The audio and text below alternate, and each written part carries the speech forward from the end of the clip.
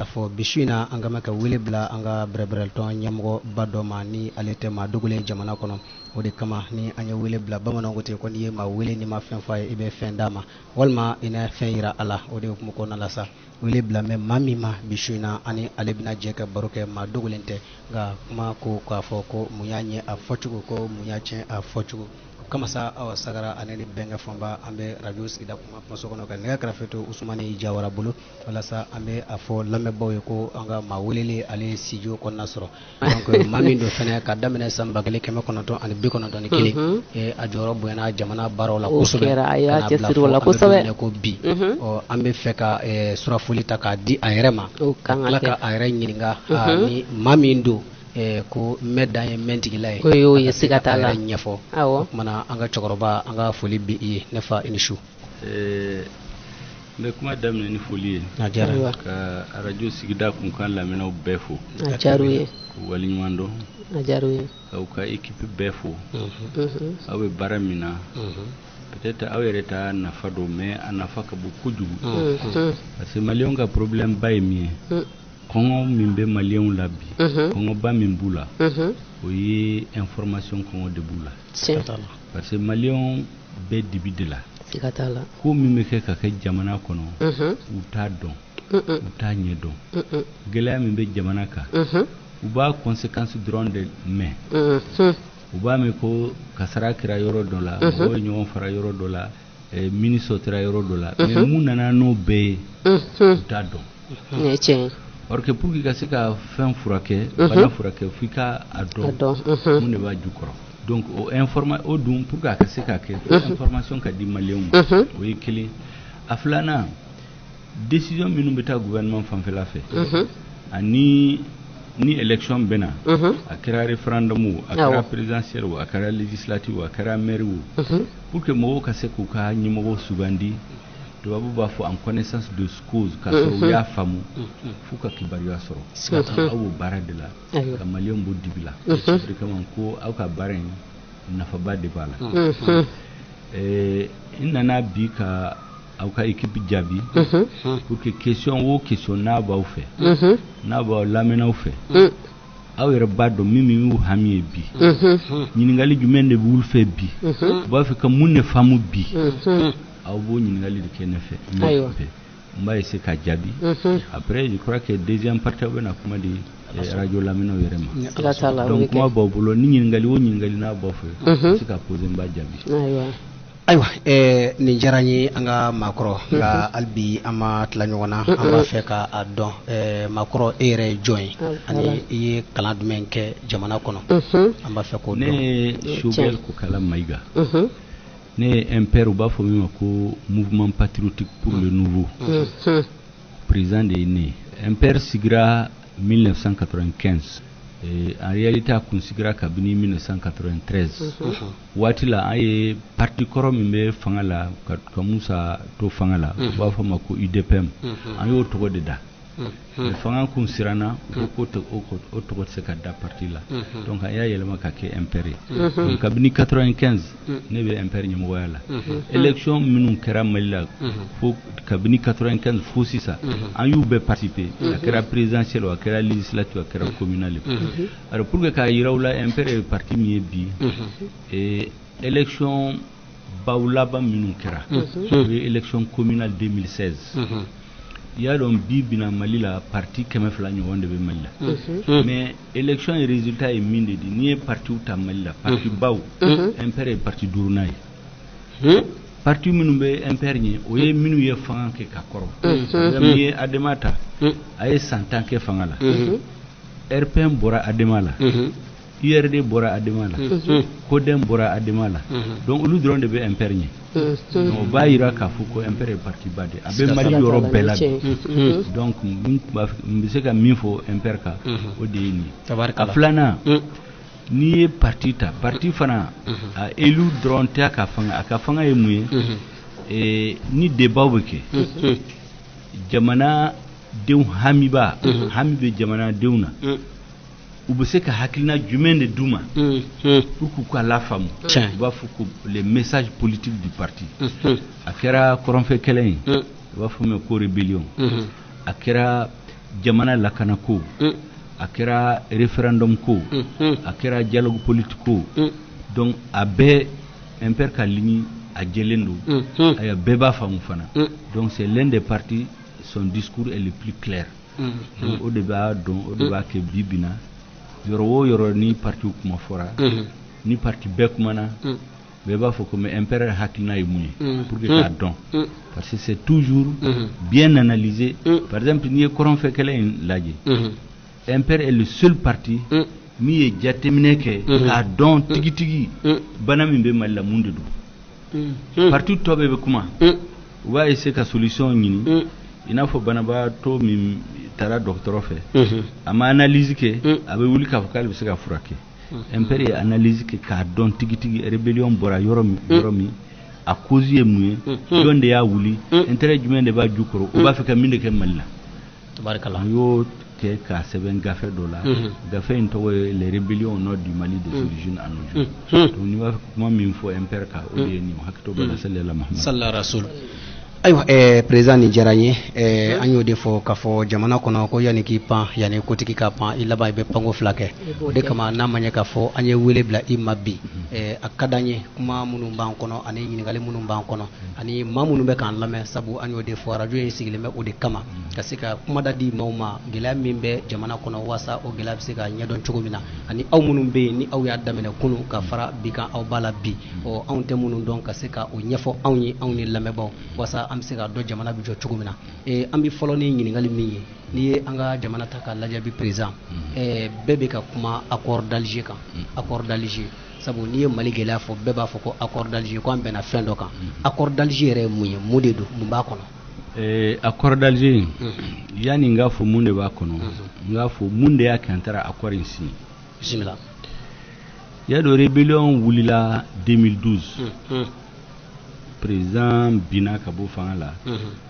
fo rébellion y'an ka jamana kɔrɔnfɛya minɛ n'i ye Mali tila 3 u y'a tila 2 bɛɛ bɛna na parce que fanga kun tɛ Mali la fanga kun tɛ armée la mais mun de nana n'o ye rébellion fɔlɔ min wulila Mali la o ye 1963 a wulila mun na parce que burudamɛw la kabila dɔ bɛ yen parce que u bɛɛ tɛ kelen mɔgɔw ɲɛ b'a la u bɛɛ jɛlen don mais u bɛɛ tɛ kelen i n'a fɔ bamananw bobow senufow kɔrɔbɔrɔw a bɛɛ finman de mais u tɛ kelen kabila dɔ bulu la min tɔgɔ ye Ifogas nin kabini France bɛna Mali coloniser don min na en 1907 France ye contrat dɔ bɛ olu ni France cɛ k'a fɔ ko Kidal fanfɛla a dara des Ifogas ko Ifogas dɔrɔn de t'a dɔn mɔgɔ si tɛ kabila si tɛ se ka taa Kidal ni Ifogas tɛ yen ou bien ni France ye yamaruya di mɔgɔ min ma u ye convention dɔ signé u b'a fɔ ko la convention du 15 septembre 1907 la convention de Brême 1907 convention de Brême du 15 septembre 1907. L'Adra des Ifogas appartient aux Ifogas et à ce qu'il plaira aux Français d'y installer. Au Adra des Ifogas, Ifogas sous drone d'état d'eau, il n'y a pas de Français, au drone de ce Kataola. Ou yo kumuna parce que ya soro ya ni Français au Kana. Kabila chaman beta Adra des Ifogas là. Untao beta ou limedenu beta ou be nunu ka mishu nu nyame ou chouin. Ou lui yere kumbe inafo jonyala. Donc français nalen olu farala français ka kɛ français ka allié il faut donc pour que ku récompenser français convention est signé ka statut spécial créé au lieu pour bla kabla au bɛɛ sanfɛ u tora sambi wolonwula 70 ans au kɔnɔna la donc a ye indépendance sɔrɔ 1960 u ko avantage français avantage min duma ku bila bɛɛ sanfɛ u b'a fɛ ko avantage conserver Mali gouvernement fɔlɔ Modibo Keita ala ma hinɛ a la an fa Modibo Keita an ka président fɔlɔ a ko o tɛ se ka kɛ ko an ye indépendance sɔrɔ maliyɛnw bɛɛ ye kelen mɔgɔ si ma fisa ni mɔgɔ wɛrɛ kɛlɛ fɔlɔ wulila nin de kama ko nodo donc lolu be murtu te mali fangan do tuguni Modibo ye anga soda su do be ala mahila la to e dibisi la jara Modibo e plein pouvoir dama kaka tayo a régler sans kelen kono ayaba dibisi la kabino kera rébellion re ma wuli donc rébellion fora ma wuli ka fo ko be malit la de ko avantage mun bu fait français avantage mun duma ka sor colonisation be ukuma ko de conserver ka sor malia ka horoyan sor fa ko se kake rébellion flana muna wulla muna 1990 karajonga wati ulu fana ulu bora kenemade Kadhafi de Oulaben. C'est-à-dire que sécheresse qui era Mali 1973 en 1986. Au sécheresse Watila. Dia yoro chama mine kai région be Nara kata Mopti région kata Gao Tumbutu kata Fo Menaka. Ayanga yoro be mine. Dia ingeleya fo bagaw besara 80% ni baga keme wokta. Abisigi besara kongo e mogo chama mine kongo e mogo chama faga wala mogo chama émigré la koroboro utara Nigeria Ghana Côte d'Ivoire Niger kayika utara France ani Congo Bourdamé utara Algérie ni Libye oui c'est cher du 73 donc au genou minu utara Libye Kadhafi uta kudo aka armée la pour que soldats suivent ayu utiliser kele chamala kata Tchad kata Palestine donc amago tout la domina 1990 allait du organiser kabe marfa duma ku kata Malitla donc rébellion damnena le 28 juin 1990 utara yoro do attaquer atowe Tindermen arrondissement de Tindermen où yo chef d'arrondissement Kantigé où ya muso Kantigé où ye prisonnier be Kantigé où soldat su be Kantigé donc il y a damné ni acte terroriste de le lendemain 29 juin où taramena ka soufé où ye soldat su gendarme soro kumbe sunogora où be faga donc le 29 sokomada Jona afora président et Moussa Traoré a fora et domina a communiste de la défense avant 11h il faut que Mali commando parachute sous bé ou bé kabla ou ya sur avion bambolo ou ka menaka cercle miné avant 11h donc parachute sous menaka cercle bé miné ou tora kele la ou yo do faga ou yo dominer ou yo marfa miné dora donc kele ou la ni chogola Moussa y analyse avec service de renseignement ya bel jatemine ou ya nyefa et domina ya don ko ya jamana wéré de buko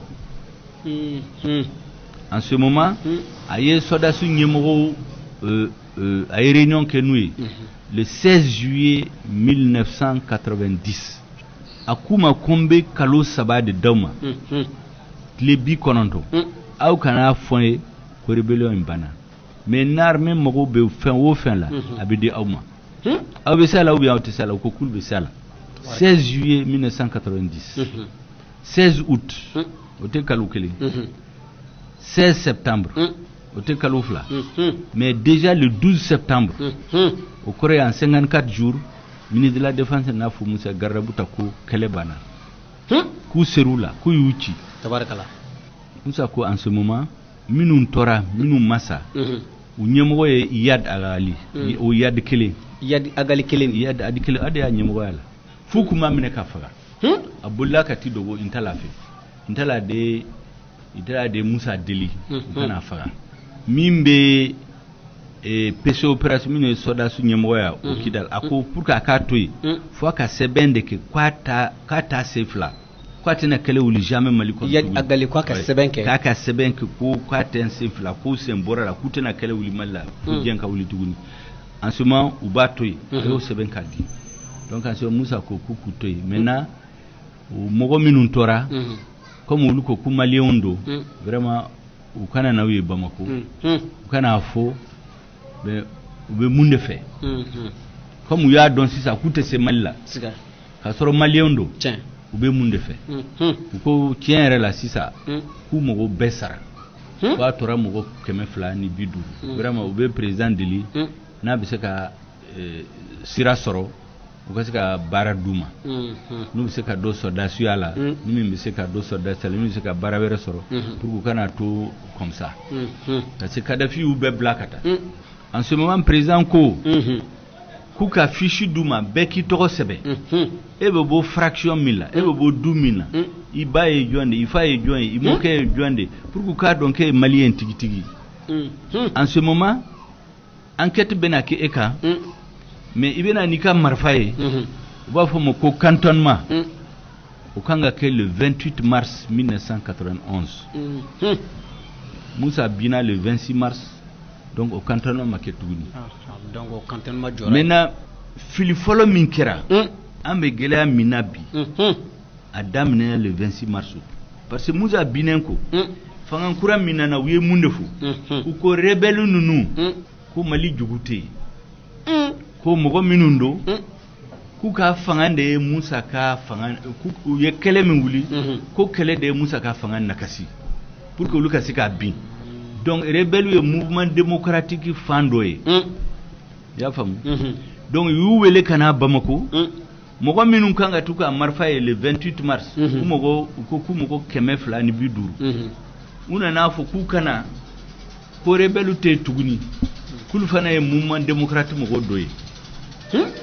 k'u ka mɔgɔw di u b'u don gouvernement la k'u ka mɔgɔw di u b'u don CTSP la sɛgɛsɛgɛli t'a la donc u ye mɔgɔw di min dɔra u ye mɔgɔ dɔ di min tɔgɔ ye min dɔra gouvernement la Mamada Garla filɛ nin a dɔra gouvernement kabini o don u ye mɔgɔ 2 di min taara CTSP la u ye waati dama dama kɛ u ko comme olu fana ye démocrate de donc fo soldats ka bɔ kɔrɔn fɛ donc n'i y'a fɔ k'olu ye démocrate de ça veut dire u t'u kɛlɛ tuguni donc u y'a dɔn don min na ko fanga tɛ se k'u kɛlɛ tuguni u ye kɛlɛ wuli sabu u ye fanga dan dɔn fanga se dɔn c'est ça donc en ce moment u taara négociation la f'u taara pacte national signé le 12 avril 1992 ATT bɛ bɔ fanga la don min na u y'a signé le 12 avril le pacte national u ye bɛn sɔrɔ u bɛnna fɛn dɔ kan mais est-ce qu'il b'a dɔn o pacte national in na mɔgɔ minnu y'a fɔ en 91 ko mɔgɔ 250 de tora u nana fɔ k'olu ye mɔgɔ 3,600 olu de kan ka don alarmée la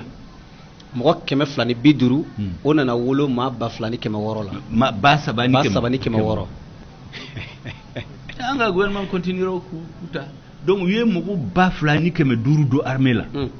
u ye dɔw yɛrɛ ta u se k'u tɔgɔ yɛrɛ sɛbɛn u y'u kɛ colonel ye u y'u kɛ commandant ye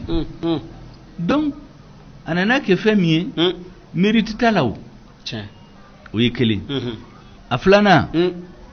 u nana ni indiscipline armée la donc baara tɛ kɛ armée la tuguni donc an ye san 20 kɛ ka bɔ 91 fo 2012 san 22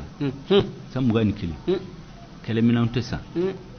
entraînement tɛ kɛ indiscipline nana armée la mɔgɔw bɛna armée la u bɛ dɔ u bɛ bɔ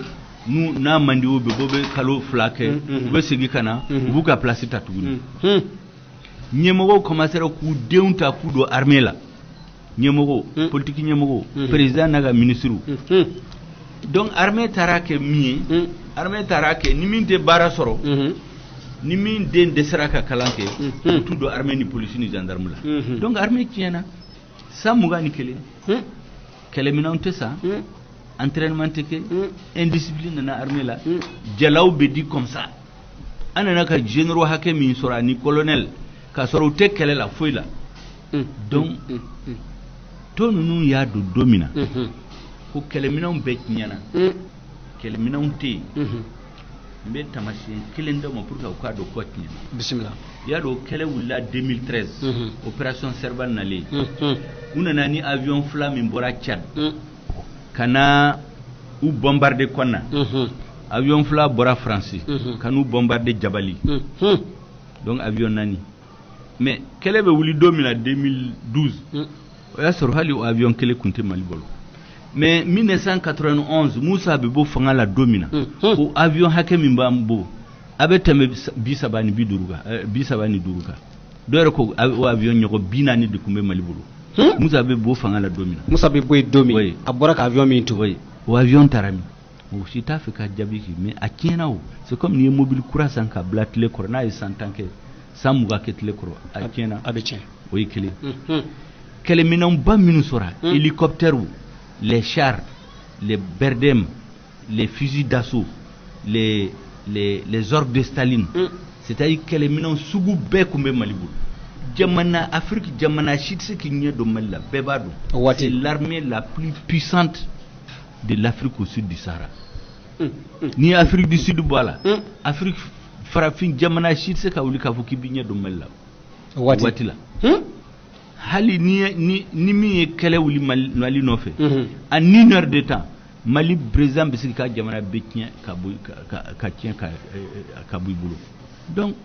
ninnu y'a dɔn don min na ko foyi tɛ Mali bolo a bɛɛ tiɲɛna ko fanga t'an na tugun hali basaw bɛ se ka tulonkɛ Mali la wallahi donc u y'a kɛ cogo di Français kelen u kun b'a fɛ ka Kadhafi faga don min na u ye mun kɛ u taara Kadhafi ka sécurité ɲɛmɔgɔw parce que a y'a sɔrɔ Kadhafi fana a dalen tɛ Libyɛnw la a ka sécurité ɲɛmɔgɔw baw bɛ u bɛɛ ye dunanw de minnu bɔ Mali Niger ni Tchad donc ninnu Français taara négocier n'u ye k'u ka Kadhafi janfa a récompense ye min u b'u dɛmɛ u ka segin Mali la u ka taa Mali tila donc hali bi akila kɔrɔ in de b'u fɛ u tun ye min kɛ kabi waati jan exactement mais o y'a sɔrɔ armée tɛ yen ani mɔgɔ 2,250 minnu dɔnna armée la u y'an ka gundo bɛɛ dɔn kalo 20 kɛlɛ wulila dɔrɔn a caman murutira ka taa fara Mali dugu kan o kɛra comme mɔgɔ u ye fini bɛɛ bɔ i la e suturalen tɛ tuguni o de ye Mali sɔrɔ o de kama u ye kɔrɔnfɛn minɛ armée tɛ yen an ka soldats min ye résistance kɛ Aguelhok u ye kɛlɛ kɛ f'u ka kɛlɛminɛnw banna u y'u minɛ kelen kelen k'u kantigɛ donc pour que Maliens k'a faamu bana in bɔra min a filɛ nin ye i y'a faamu maintenant u y'an ka jamana minɛna don min na comme France de b'u kɔ u nana kuma d'u ma France télévision la ka conférence kɛ diɲɛ bɛɛ la k'a fɔ k'olu ye kɛlɛ wuli ko kun 4 de b'a la sababu 4 ko sababu fɔlɔ ko kɔrɔnfɛ u b'a fɔ min ma ko Azawad ko Gawo Tumutu Kidal k'olu mɔkɛw de ka jamana don ko Mali tilebi mɔgɔw u b'a fɔ ko farafinw u nan'u ka jamana de minɛ u la donc olu b'a fɛ k'u ka jamana libérer o ye kelen olu ka kumakan fɔlɔ ye a filanan ko Mali mago tɛ kɔrɔnfɛ la ko développement si tɛ kɛ yen baara tɛ kɛ yen foyi tɛ yen ɲininkara olu kɔ mais o ye a filanan ye a sabanan ye mun ye ko k'olu bɛ discriminer ko baara tɛ d'u ma gouvernement fanfɛla fɛ k'olu y'u kɛ kɔfɛmɔgɔw de olu kɛmɛ bolo kɔfɛfɛn exactement a naaninan ye mun ye ko Mali bɛ taa indépendance la don min na 1960 k'u mɔkɛw kun ye lettre sɛbɛn k'a fɔ France ye k'olu t'a fɛ olu ni Mali tɔ ka to jamana kelen la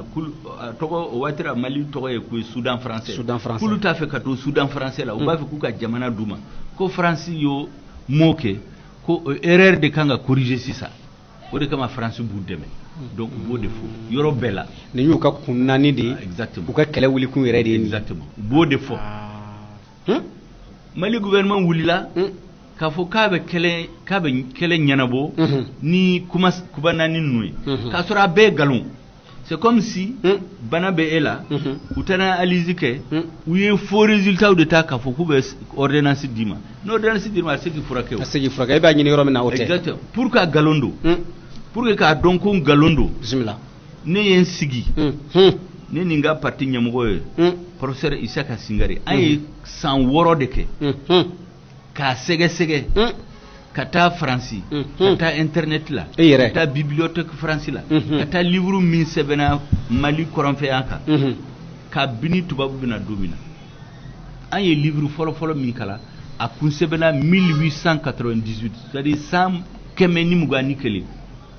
1898 i y'a compté ka na yan ka da 2019 121 na o livre min sɛbɛnna o waati la tubabu fɛ an y'a bɛɛ kalan san 6 kɔnɔ an nana mun sɔrɔ a la o de an y'a sɔrɔ u ye kuma minnu fɔ an y'u bɛɛ ta kelen kelen ka yira ko nkalon don u ko kuma fɔlɔfɔlɔ ko kɔrɔnfɛ ye u mɔkɛw de ka jamana don ko farafinw nana minɛ u la an taara analyse kɛ an taara fo bɛ 7e siècle o ko ye san 1000 ani 300 kɔfɛ an y'a sɔrɔ ko kɔrɔnfɛ in a population fɔlɔfɔlɔ burudamɛw tɛ arabu tɛ kɔrɔbɔrɔw ni bɛlaw de don a dugu sigibaa fɔlɔfɔlɔ kɔrɔbɔrɔw ni bɛlaw donc u ka kuma ye nkalon de o y'a filanan ye i y'a faamu mais bi bi na mali kɔrɔnfɛ in maliyɛnw bɛɛ t'a dɔn hali kɔrɔbɔrɔw ne min filɛ ne ye kɔrɔbɔrɔ ne se k'a fɔ ko kɔrɔnfɛ gawo ye ne ta ye gawo ye maliyɛnw bɛɛ t'a ye siga t'a la fulaw budamɛw bamananw bozow arabu bɛɛ nana kɔfɛ mais bi on est tous égaux an bɛɛ ye maliyɛnw de an bɛɛ de ye maliyɛnw ye ne min filɛ ne tɛ bɔ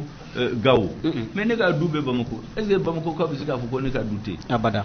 donc kɔrɔnfɛ ye maliyɛnw bɛɛ ta don mais an y'a yira an ye analyse in kɛ dɔrɔn k'a yira k'u bɛ kuma min fɔ nkalon don o de la an y'a yira ko a t'olu ta ye bɛɛ ta de don mais ni tigi b'a la kɔrɔbɔrɔw ni balaw de ta don mais u tɛ se k'a fɔ bi k'olu ta don donc olu ka kuma ye nkalon de o ye kelen a filanan u ko développement tɛ kɛ kɔrɔnfɛ an kuma ko diya in nana don min na sécheresse nana 1973 a ye mali bɛɛ frappé o kɛra mali bɛɛ y'a mais o sécheresse de kɔnɔna la kayikoy commencera ka taa tunga la ka taa faransi ka taa yɔrɔ la mais n'i ye kayikaw lajɛ u bɛ baara min kɛ u bɛ wari min sɔrɔ u bɛ nafolo min sɔrɔ u bɛ dɔ bɔ a la ka na kɔlɔn sen ka école jɔ ka dɔgɔtɔrɔso jɔ u ka yɔrɔ la courant b'u fɛ yen robinet bɛ yen kɔrɔbɔrɔw fana fɛ ne min filɛ ne bɛ bɔ du min na n'i ye jeune ta jeune 100 o 100 a b'i segin a bɛɛ bɛ Nigeria ni Ghana ni Nigeria ni Côte d'Ivoire mais u bɛ baara kɛ u de bɛ somɔgɔw balo mais kidalikaw ninnu budamɛ minnu taara Libi fo dɔ yɛrɛ kɛra colonel ye armée la dɔ ye wariba sɔrɔ a si ma hali kolon kelen ma su ka yɔrɔ la donc olu tɛ se ka n'a fɔ ko parce que donc olu de b'a fɛ an ka olu balo nka olu yɛrɛ tɛ foyi kɛ olu yɛrɛ tɛ ka fɛn kɛ hali gouvernement ye écoleso ni dɔgɔtɔrɔso ni yɔrɔ minnu jɔ u nan'u fana kari ka mankan wuli k'u kari k'olu bɛ kɛlɛ kɛ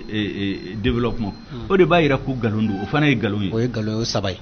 et puis ye ko dɔ yir'u la n'a fɔra k'i ma nisɔndiya dɔrɔn i bɛ wuli ka kɛlɛ kɛ mais ni Sikaso région ta jusqu'à récemment la Sikasokaw de ka ca l'armée la ka tɛmɛ a bɛɛ kan siga t'a la o ye kelen mais n'i ye nafolo ko ta tubabu b'a fɔ a ma ko la malnutrition sévère so c'est-à-dire n'i sera Sikaso sisan yɔrɔ dɔ bɛ hali ji min bɛ min o t'u fɛ o siga t'a la o ye tiɲɛ o yɔrɔw bɛ yen donc fantanya finma finfin a bɛ Sikaso yɔrɔ caman la nin ye tiɲɛ et pour que Sikasokaw tɛ olu ka ca armée la pour que u tɛ marifa ta k'olu bɛ taa mɔgɔw faga ko parce que Sikaso tɛ développé donc o fana ye argument fou de c'est du faux il y a si faux troisièmement ko k'olu bɛ discriminer k'olu tɛ don place baw la jɔyɔrɔ tɛ ka d'u ma jamana ɲinɛnaw kɔ o fana nana document lajɛ kabini Mali b'a ka hɔrɔnya ta don min na 1960 école ba fɔlɔfɔlɔ min dayɛlɛ o ye ENA ye o ENA étudiant fɔlɔfɔlɔ Modibo ye étudiant fɔlɔfɔlɔ min don ENA la Burudamɛ ni Arabe b'u la Musa fana u bɛ rébellion wuli Musa tile la don min na 1990 Musa ka parti min tun bɛ fanga la o ye UDPM n'i ye UDPM ta a section minnu bɛ kɔrɔn fɛ section 10 de don UDPM section 10 o section 10 segi a ɲɛmɔgɔ a secrétaire général bɛ a député a bɛ Burudamɛw ni Arabu k'a sɔrɔ olu tɛ population majorité parce que population majorité kɔrɔbɔrɔw ni bɛlaw ni fɔlɔw de mais olu ye minorité mais poste politique majorité de tun b'u bolo mais mɔgɔ si ma tɛ mankan ye parce que an fɛ siya ko kuma tɛ Mali la o tiɲɛ par exemple sisan ne ka parti filɛ nin ye ne ka parti MPR bi a ka député min bɛ bɔ Kucala u b'a fɔ ma ko Abdou Maïga Abdou Aguzar Maïga mais Kucalakaw de y'a ta k'a kɛ ka député parce que siya ko kuma tɛ an abada u m'a fɔ miyanka donc o don walima waati la sinafɔ don olu de bɛ majorité poste politique majorité la mɔgɔ si ma kɛ mankan ye mais n'u nana nkalon da k'a fɔ k'olu ye kɔfɛ mɔgɔ ye a wajibilen don an ka tiɲɛ fɔ k'a jira ko nkalon don n'a ɲɛma fa tɛ si dɔn donc o fana ye nkalon sabanan ye a nkalon naaninan ye mun ye u ko Mali bɛ taa indépendance la don min na ko u mɔkɛw ye sɛbɛn dɔ bila ka taa De Gaulle ma Faransi président ma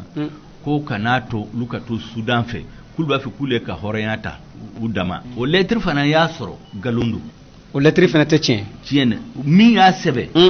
janfanti dɔ don Faransi soldats dama-damaw bɛ yen minnu t'a fɛ indépendance ka di Afrique jamanaw ma De Gaulle b'a fɛ ka indépendance di don min na olu ma sɔn a ma mais comme u tɛ se k'a fɔ a ye u bɛna mɔgɔw hakili suɲɛ olu de ye lettre in sɛbɛn k'a di dɔ ma u b'a fɔ ko Mahmoud Ag Mahmoud Mahmoud Ould Mahmoud k'a fɔ k'a ka taa di mɔgɔw ma k'a signé ni mɔgɔw cayara k'a signé u b'a ci ka taa De Gaulle ma ko ɲɛmɔgɔbaw bɛɛ bɛ yan u t'a fɛ ka to u ni Mali Sud k'u t'a fɛ ka to fara ɲɔgɔn kan mais o lettre fana y'a sɔrɔ archive la a fɔlɔ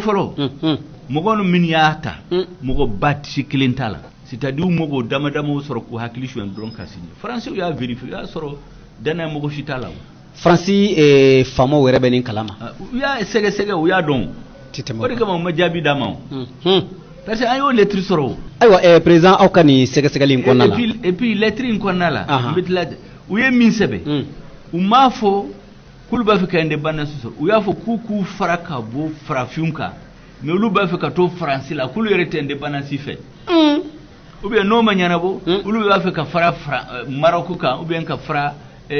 Mauritanie kan mais olu t'a fɛ ka to jamana min Faransi de b'a diriger a y'o bɛɛ sɔrɔ donc n'o fɔra o bɛna kɛ siyako ye donc u ka argument bɛɛ ye nkalon or pour que kɛlɛ in tɛ ban parce que Mali gouvernement y'u ka argument de ta k'a fɔ k'a bɛ rébellion furakɛ ça veut dire que analyse u ye analyse min kɛ a résultat ye nkalon don u tun b'a fɛ ko nkalon de ta ka bana furakɛ bana tɛ se ka furakɛ o a ka gɛlɛn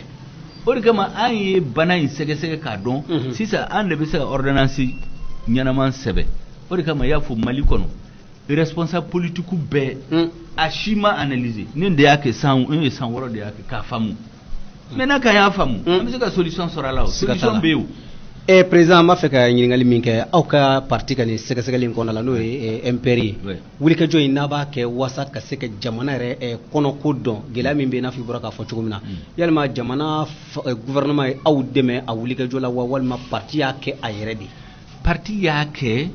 a yɛrɛ ni Mali ye Mali kama gouvernement m'a kɛ normalement baara in gouvernement de kan ka kɛ o siga t'a la gouvernement de kan ka financer gouvernement de kan ka hakilina sɔrɔ mais a m'a kɛ a m'a financer a m'a hakilina sɔrɔ hali livre in bɔlen ko n y'a ci ka taa ɲɛmɔgɔw bɛɛ ma président ministre de la défense premier ministre k'u k'a kalan pour k'u k'a dɔn mais u m'a kɛ o mais jamana wɛrɛ Afrique jamana bɛɛ nana san Américains y'a san Français y'a san a bɛɛ y'a san ka da ka soldats état major ani ministre des affaires étrangères parce que mɔgɔ min m'a kalan i tɛ se k'a faamu min bɛ Mali la parce que min bɛ ka fɔ maliyɛnw ye télé la a bɛɛ ye nkalon o de kama kɛlɛ in tɛ ka ban o parce que u b'a kɛ u bɛ min fɔ hadamadenw jamanadenw ani min bɛ ka kɛ tiɲɛ yɛrɛ la nkalon don a tɛ tɛmɛ nin kan n bɛ taamasiyɛn wɛrɛ d'aw ma bisimila u y'an ka jamana minɛna don min na fu nana kɔnna minɛ minnu bɛ fanga la u siranna u kana na fanga minnu la Bamako Français fana siranna u kana Bamako minɛ ka tila ka tɛmɛ ka taa Dakar minɛ ka Côte d'Ivoire minɛ donc o de kama u ko f'u k'u gɛn maintenant pour k'u gɛn donc yɛrɛ ɲini boli kun don u ko Mali ka sɛbɛn bila k'a d'u ma k'u ka yamaruya di u kana Mali dɛmɛ donc Mali président intérimaire Dionkunda Traoré ale de ye sɛbɛn bila ka taa France a ye n'an dɛmɛ an ka jugu ninnu kɛlɛ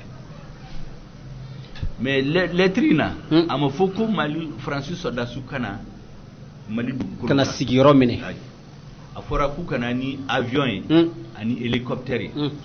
ka bombardement kɛ ka tila ka satellite ka kunnafoni jateminɛkɛlaw ka information kunnafoni donc ɲini Mali soldats de kan ka kɛlɛ kɛ ka Mali libérer o de bɛ lettre in o bɛ lettre in kɔnɔ jɔnkunda ye min sɛbɛn Mali tɔgɔ la o kɛra Konna o kɛra Gao o kɛra Tombouctou u selen Kidal u sere Anefis français ko k'u tɛ don Kidal ne ma mun na kabini la janfan daminɛ janfan filanan daminɛna o yɔrɔ la ko Mali soldats tɛ don Kidal u ye mun de kɛ u taara France soldats de ta soldats ba naani 4000 kana n'u ye Kidal donc u ka budget 1 milliard de francs CFA tile o tile Francis sɔrɔsi ba naani min nana tile o tile miliyari 1 CFA de bɛ ta ka d'u ma o de y'u ka dépense o ye kelen u taara kana ni Tchadiens ye u nana ni MINUSMA mɔgɔw ye maintenant rebelle minnu ye kɛlɛ wuli MNLA mɔgɔw yɛrɛ u kun gɛnna o Mujaw kun y'u gɛn u kun bɛ Wagadugu ani Mauritanie France taara u don avion la kana n'u ye Kidal ka tila ka taa IAD nɔfɛ mɔgɔw don comme américains ko IAD ye terroriste de u tɛ sɔn ka baara kɛ n'a ye donc IAD ka mɔgɔ damadamaw sɔrɔ u y'a fɔ k'u ka IAD janfa u kana u bɛ tɔgɔ wɛrɛ d'u la a tɔgɔ ye ko ACUA o ACUA ni MNLA din de farala ɲɔgɔn kan k'a kɛ ko SEMA donc France ko Mali tɛ taa Kidal mais a ye fanga di SEMA in de ma ko Kidal ye SEMA ta ye donc waraba wolo bilala waraningala wolo tara i y'a faamu o ye janfan filanan ye fila mais n'o kɛra an ye président kura élu président ye IBK de siga t'a la 2013 Maliens sisan u bɛ ka sirako kuma fɔ ani dɔgɔtɔrɔso kuma fɔ o bɛɛ ka ɲi mais mɔgɔw b'a ta don min na en 2013 mɔgɔw ma ta o bɛɛ kama de abada mɔgɔw kun y'a ta pour que a ka rébellion in ban mɔranga min bɛ yen siga t'a la a bɛna don min na fanga la document min b'a ka table sanfɛ kuma saba de b'a la o b'a fɔ a ma ko accord de Wagadugu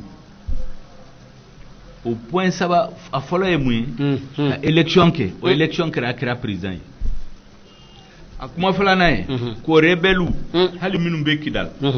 désarmé et cantonné marifa kan ka minɛw bɛɛ la k'u cantonné o ma kɛ hali sisan hali bi u ma désarmé u ma cantonné a sabanan a fɔra kan ni bɛ ka sigira kalo fila kɔfɛ en 60 jours ale kan ka négociation daminɛ ni rebelle ɲɛmɔgɔ ye SEMA c'est-à-dire français ye mɔgɔ min fara ɲɔgɔn kan k'u bila ka Kidal d'u ma cantonnement ma kɛ négociation ma kɛ an tora ho la fo Musa Mara taara Kidal 2014 taara an ka soldats bɛɛ faga o fana janfan de kun kɛra parce que Mali l'armée kun ye Kidal minɛ o siga t'a la janfan de kɛra ka Kidal bosu la k'u mɔgɔ 150 faga ka administrateur faga k'a fɔ ko Mali ye Kidal perdu donc o situation in de la an taara accord d'Alger parce que fo Maliens k'a faamu n'i b'a fɛ ka ko faamu i kan k'a faamu e bɔra yɔrɔ min na e ye sira min taama kana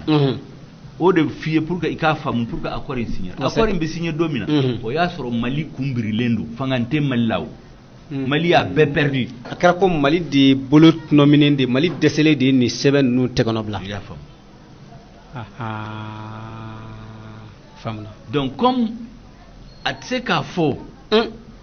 ko Mali bɛ tila u ye kuma ɲuman fɔ k'a fɔ ko accord na ko l'intégrité du territoire la forme républicaine de l'État o y'o sɛbɛn a daminɛ la mais n'i taara kɔnɔna la kuma wɛrɛ b'a la n'o sabatira jamana bɛ fara ne kuma fɔla bɛnkan sɛbɛn in na kuma damadɔ b'a la min bɛ n'o sabatira jamanadenw fɛ k'an sɔnna o ma o bɛ kɛ jamana farali sababu ye bisimila n b'o kuma yɛrɛ la par exemple soldats filɛ nin rébellion fɔlɔ kɔfɛ an ye u mɔgɔ 2,500 don armée la ka sɔrɔ armée kun ye 7,500 Mali armée 7500 personnes an y'u ka mɔgɔw 250 fara u kan kɛlɛ wulila a caman murutira ka janfan kɛ sisan accord in kɔnɔna la pour que ka accord in appliquer bismillah u nana fɔ sisan k'ulu ye 63 ni 3 an bɛ min kɔnɔna nin oui rebelle ko k'ulu ka mɔgɔw ye 60 ni 3 300 o de kan ka don Mali l'armée la ka sɔrɔ Mali l'armée bɛ 20 000 personnes armées 20 000 personnes ulu ye 63 000 personnes k'ulu bɛna don armée la ulu de bɛ armée intégrée ou Mali armée de b'u intégrée olu de kɛra intégrée olu de b'an intégré sisan olu de Mali armée intégrée sisan ni ok wala u b'a fɔ k'u b'o kɛ parce que accord lawaliya ni ok ça veut dire que accord bɛna Mali tiɲɛ siga t'a la a filanan u ko ni l'armée min bɛ kɔrɔn fɛ Mutu ni Gawo ninnu fanfɛla la ko soldats minnu bɛ yan ko n'i ye soldats 100 o 100 ta a 80 bɛɛ kan ka kɛ burudamɛw ni arabu ye et puis u ɲɛmɔgɔw u ka chef a kan ka kɛ burudamɛw ni arabu ye c'est-à-dire bamanaw bɛ senu fo se ka kɛ soldats ɲɛmɔgɔ ye donc ça veut dire que ce n'est pas l'état malien o ye état wɛrɛ oui état wɛrɛ o kɔni tɛ Mali état ye bilen après u bɛ taa région ɲɛmɔgɔya la président du conseil de région b'a élu n'ale élira il est le président de législative de l'exécutif c'est-à-dire ale bɛ comme assemblée a bɛ charia voter ale bɛ comme gouverneur a bɛ charia appliquer hali soldats ni policiers ale de u bɛ de ka yamaruya kɔnɔ o ye président wɛrɛ ye o ye état fédéral wɛrɛ de ye o donc o bɛɛ b'a la bɛnkan sɛbɛn in kɔnɔ mais a tɛ fɔ comme ça u b'a fɔ ka mɔgɔw hakili suɲɛ bon kɛlɛ tɛ ban mɔgɔw bɛ tɔɔrɔ fo mɔgɔ yɛrɛ dɔ yɛrɛ b'a fɔ mɔgɔ naluman dɔ bɛ yen min vraiment an ka kɔrɔnfɛn in da man kan yɛrɛ sɔrɔ u b'o de la o or maliyɛnw tɛ min faamu kɛlɛ in bɛɛ wulila mun na jamana wɛrɛ de b'u ko France de b'u ko mun na parce que maliyɛnw tɛ min faamu n'i bɛ ɲɛmɔgɔya la e sigilen e kan ka min ye jamanadenw kan ka yɛrɛ étage kan k'a ye n'i tɛ se k'o kɛ e tɛ se ka kɛ ɲɛmɔgɔ ye e sigilen ka yeta jamanadenw ka yeta ka kan ka bonya ne ta ye c'est pour que e kan ka kɛ ɲɛmɔgɔ ye c'est-à-dire fɛn min bɛ na kɛ yanni san 20 san 50 san 100 e de kan ka a labɛn kabini sisan jamanadenw tɔgɔ la parce que olu de y'i kɛ ɲɛmɔgɔ ye siga t'a la parce que olu t'a ɲɛ dɔn donc il y a la stratégie par exemple Macron ni filɛ nin ye France président fɛn min bɛ na kɛ yanni san 20 san 30 san 50 u bɛ k'o de labɛn or yanni san 30 san 50 gɛlɛya min bɛ na Mali la fo maliyɛnw k'a faamu ji gansan ji filɛ nin ye yanni san 30 san 50 ji gansan bɛ na dɛsɛ diɲɛ kɔnɔ ji bɛ na k'i n'a fɔ pétrole ni gaz ji filɛ nin ye ji gansan a bɛ na kɛ ressource stratégique i n'a fɔ pétrole ni gaz bi ayiwa ji lac ji ba min bɛ Afrique tɛmɛ yɔrɔ bɛɛ la a bɛ Mali kɔrɔn fɛ duguma dugukolo la duguma u b'o ko de labɛn n'a waati sera a kɛ k'olu de ta ye pétrole min filɛ nin ye pétrole hakɛ min bɛ kɔrɔn fɛ a tɛ exploité parce que kɛlɛ de bɛ yen uranium bɛ yen n'i ye barrage de Tawusa dilan barrage de Tawusa n'a dilanna ça fait 1 200 000 hectares c'est-à-dire n'i ye office du Niger bɛɛ ta ka fara ɲɔgɔn kan barrage de Tawusa ka bɔ n'a ye président an bɛ segin ka na kumaso kɔnɔ an kun y'a bila yɔrɔ min na an bɛ segin an b'a ta ye donc ne kun bɛ ressource ko la pourquoi stratégie b'u bolo nafolo min bɛ kɔrɔn fɛ n'i ye ji ko kuma fɔ n'i ye pétrole ko kuma fɔ n'i ye uranium ko kuma fɔ mais kuma wɛrɛ bɛ yen barrage de Tawusa n'a dilanna a ka bon ni office du Niger bɛɛ barrage de Tawusa office du Niger ye 1 million de mètres d'hectares 1 million d'hectares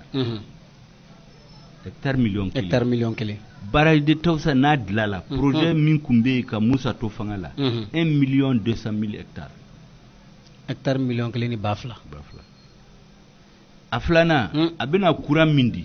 n'i ye selenge ani manantali n'i y'u fara ɲɔgɔn kan siɲɛ 4 a b'o courant de di baraji de taw sa baraji de taw sa n'a kun dilan donc ji ani dugukolo a ka ca yan fɛ parce que n'i ye Mali ta n'i ye Mali tila 3 a tila 2 bɛɛ o yɔrɔw la tubabu b'a fɔ a ma ko l'espace vital c'est-à-dire dugukolo ni nafolo bɛna dɛsɛ espace bɛ Mali bolo diɲɛ mago bɛna jɔ a yɔrɔ la tamasiyɛn kelen d'aw ma Mali la NB indépendance ta don min na 1960 Mali population bɛɛ kun ye 4 millions de millions 4 Mali b'a yɛrɛ ta don min bi Bamako dɔrɔn o 4 millions bɛ Bamako dɔrɔn de la Mali population est 20 millions muga bi yani san 50 san 80 a bɛna kɛ million 100 dugukolo bɛna dɛsɛ maliyɛn an ka dugukolo bɛ kɔrɔn fɛ de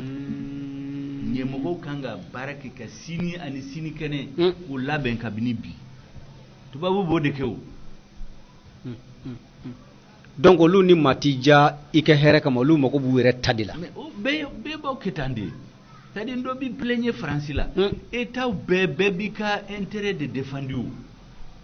a ye mɔgɔ min bila an ɲɛ kunna an ɲɛna olu de kan ka intérêt défendu mɔgɔ b'i plaigner France la jamana bɛɛ k'i ka intérêt de défendu un État n'a pas d'amis un État a des intérêts sikata la territé État la intérêt bɛɛ b'i ka intérêt défendu ni min nana ka ba kɛ intérêt défendu i b'a fɔ ni kɔni nin tɛ ne ka intérêt a bɛ négociation kɛ par exemple an tɛ se ka pétrole min bɛ kɔrɔn fɛ ani uranium na an yɛrɛ se k'u bɔ an yɛrɛ ma donc an bɛ négociation kɛ ni jamana min bɛ se k'u minnu bɛ se k'u bɔ an bɛ wari sɔrɔ ka ka jamana a bɛ komi sanni fɛn bɛ dɔ bolo wari tɛ bɛ mɔgɔ wɛrɛ bolo donc a bɛ ja a bɛ kuma c'est ça État kan ka kɛ tan mais olu ka stratégie ye min ye fo maliyɛnw k'a faamu sisan n'i ye kɔrɔ y'a dɔn n'i ye Mali tila 3 ko a tila 2 bɛ kɔrɔn fɛ o ye dugukolo mais n'i ye population ta n'i ye mɔgɔ 100 ta 20 dɔrɔn de bɛ kɔrɔn fɛ o a bɛ segin bɛ tile bifɛla la donc les populations du nord maintenant 20 tɛ 10 mɔgɔ 10 la population du Mali population bi o ye 20 millions mais kɔrɔn fɛ population bɛɛ kɔrɔbɔrɔw bɛɛ la o bozo bamananw a bɛɛ 2 millions donc 10%. Mɔgɔ 100 o 100 10 dɔrɔn de bɛ kɔrɔn fɛ k'a sɔrɔ nafolo bɛɛ bɛ yan kɔrɔn fɛ sanu bɛ yan sanu sisan n'i taara Kidal hali tɛ baara caman k'i bɛ sanu sɔrɔ donc nafolo ba bɛ yɔrɔ min na u b'a fɛ ko de fara ka bɔ Mali tɔ la comme population man ca yan u b'o nafolo ta u bɛ dɔɔni bɔ a la ka di population ma donc olu bɛ taa n'a tɔ ye donc o y'o de ka plan ye pour de kama u b'a fɛ ka Mali tila donc n'i y'o faamu i bɛ ko bɛɛ kɛ o kana kɛ c'est pourquoi an b'a fɔ ko accord in gouvernement b'a signé don min na solution wɛrɛ kun t'a bolo a dɛsɛlen de y'a signé o fana kɛra histoire la an bɛ jamana wɛrɛ dɔn min ye accord signé k'a sɔrɔ o dɛsɛlen mais donc Mali t'a fɔlɔ ye mais a signera don min na gouvernement de kan ka intelligence ni baara ɲuman kɛ ka situation renverser o kun kɛra Turquie filɛ nin ye première guerre mondiale kɔfɛ u y'a ku jamana bɛɛ bɔsiw la Turquie kelen fitini k'a d'u ma ɲɛmɔgɔ ko comme olu perdre la k'u bɛ sɔn mais u ka population nan'u sigi ka jateminɛ kɛ k'olu tɛ sɔn f'u ne baara kɛ f'u ka jamana bɛɛ rattraper tuguni ka bɛɛ minɛ ka k'u ta ye o kun kɛra Russie la o don dɔ la o kun kɛra Chine la don dɔ la an ka gouvernement kun kan k'o de kɛ e ye fɛn signé e nana gɛlɛya kun bɛ kan e kan k'a ɲɛfɔ e ka population ye fɔlɔ ka tiɲɛ de f'u ye k'u conscientiser u ka tugu e kɔ o ma kɛ accord in a ma walawala hali gouvernement kɔnɔ ama wala assemblée la ama wala au conseil de gouvernement ama wala yoro shila parti politique ñamgo ma fo donc c'est comme si gouvernement ya dogo mugo la gouvernement ya dogo ayra ka la kanani de kama exactement population ga akanga tien de fo malien gela fleni an kanga solution ñini an ga se ka situation retourner au maquet aflana il va faire ni ba fi ki jugu kele surtout communauté internationale bara rebelu bala ambado ko France bala parce que France ñemogo do déclaration doké a benné ka livrine la Sarkozy ministre des affaires étrangères Sarkozy ka ministre des affaires to way Alain Juppé ako kale nana février 2012 yani atete ka bo fangala kale ko atete ma ina na fié France togola e ka en autonomie du boudamewma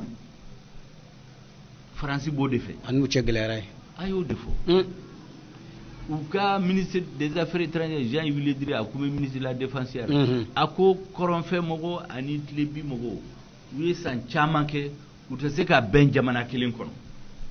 kore mu ka jamana tla ayatla donc en bas donc communauté internationale be France be rebelle be président ka opposition be akele tese donc normalement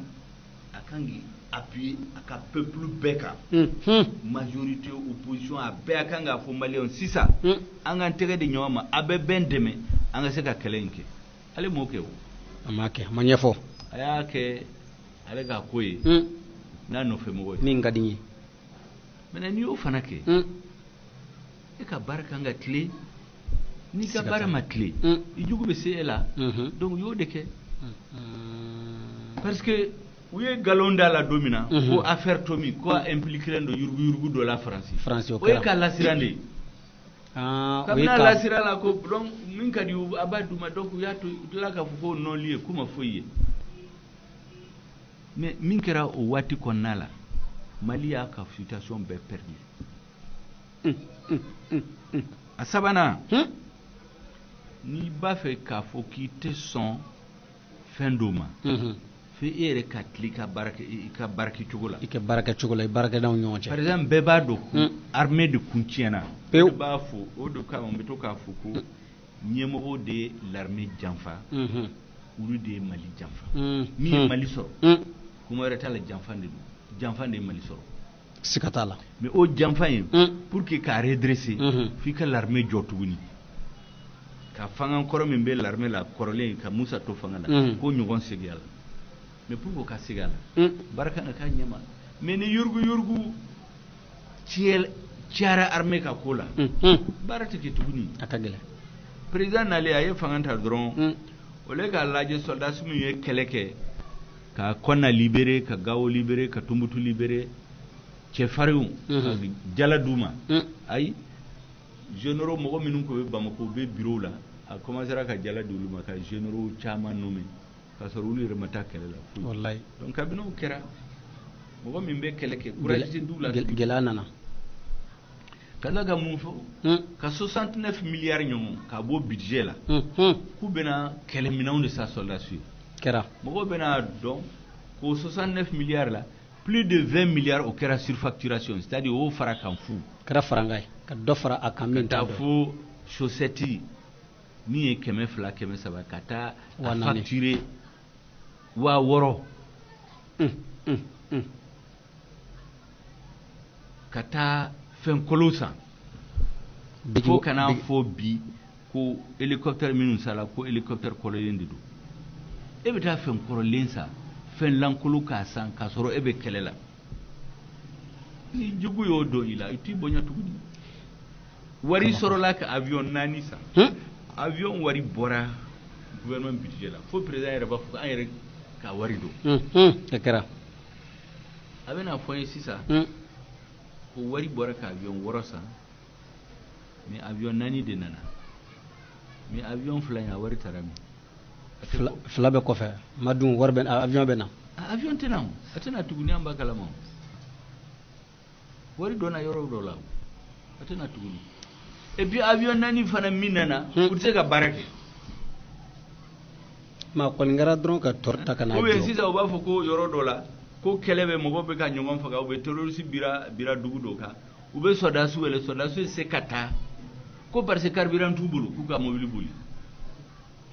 wari dun bɛ bɔ faso kesu la nin bɛɛ kama wari bɛɛ bɔra u ye wari voté ko la loi d'orientation de programmation militaire ko 1300 milliards ba kelen ani milliards 300 yamaruya de Mali peuple ye yamaruya de wari ka di l'armée ma mais a tɛ se k'a fɔ après ça ko hélicoptère tɛ yen avion tɛ yen carburant tɛ yen e bɛ taa kɛlɛ la u kan ka cartouche 200 300 ɲɔgɔn di ma u bɛ taa 30 di ma ni kɛlɛ wulila 2 minutes après a tɔ bɛ min ni kɛlɛ wulila 2 minutes après kisɛw bɛ ban ni kisɛw banna e bɛ mun de kɛ e bɛ boli u b'i faga i bɛ boli mais minnu bɛ équipement ninnu commandé ka avion commandé ka hélicoptère commandé ka kisɛw commandé ka marifaw commandé salasi t'a kɛ o politique ɲɛmɔgɔw minnu bɛ ɲɛmɔgɔya la olu de b'a kɛ donc ni janfan kɛra olu de ye janfan kɛ siga t'a la président sura an ye donc c'est pourquoi pour que n ka tila kuma in na accord in pour k'a ka appliquer an kan ka tiɲɛ fɔ maliyɛn ye fɔlɔ gɛlɛya min b'a la maliyɛnw k'a dɔn gɛlɛya min bɛ président yɛrɛ kan janfa min sirilen don ale yɛrɛ kan ka bɔ kɛnɛ ma a k'a fɔ maliyɛnw janfa de bɛ ne kan maliyɛnw k'a dɔn a ye n dɛmɛ gɛlɛya de bɛ ne kan parce que Mali bɛɛ ko don a filanan u ka baara kɛ kan ka kɛ jeliya kɔnɔ yurugu ni ŋanamu minnu ka dabila mais tant que o ma kɛ an tɛna solution sɔrɔ an b'o dilan bi ayiwa président an bɛ nɛgɛjuru di maa saba ɲɔgɔnna ma maa saba ka nɛgɛjuru di o ma an bɛ faso kungo kɛnɛ kan radio sigida kunkan don 92.2 fiɲɛ suru don an bɛ laseli kɛ ka bɔ ɲamakɔrɔ sugu kura da la bi su in na maa welelen radio sigida kunkan kan o ye an ka président MPR ɲɛmɔgɔ n'o ye Shogel Kokala Mayiga ye ale tɛ maa dogolen ye an bɛ maa saba ta ayiwa dɔ b'an kɔ. allo Ansu nse somɔgɔw denbaya dun baasi foyi tɛ denbaya la tɔgɔ duman jamu duman ne tɔgɔ Ismaila Samake n bɛ ka wele ka bɔ Kalabankɔrɔ ayiwa Ismail i Samake fɔ n b'a fa de don ayiwa a faamuyana ɲininkali dɔ b'i bolo n b'i fo n bɛ a diyara n ye kosɛbɛ a ka kɛ fɔ n'o ye aw ka invité su in na ayiwa an b'a lamɛn a ka intervention caman na a bɛ daluya mun di Mali crise na vraiment daluya mun don u bɛ mɔgɔ lasɔn kosɛbɛ siga t'a la parce que problème filɛ nin ye a dɔnbaga tɛ bɛɛ a bɛ problème a b'a dɔn kosɛbɛ tiɲɛ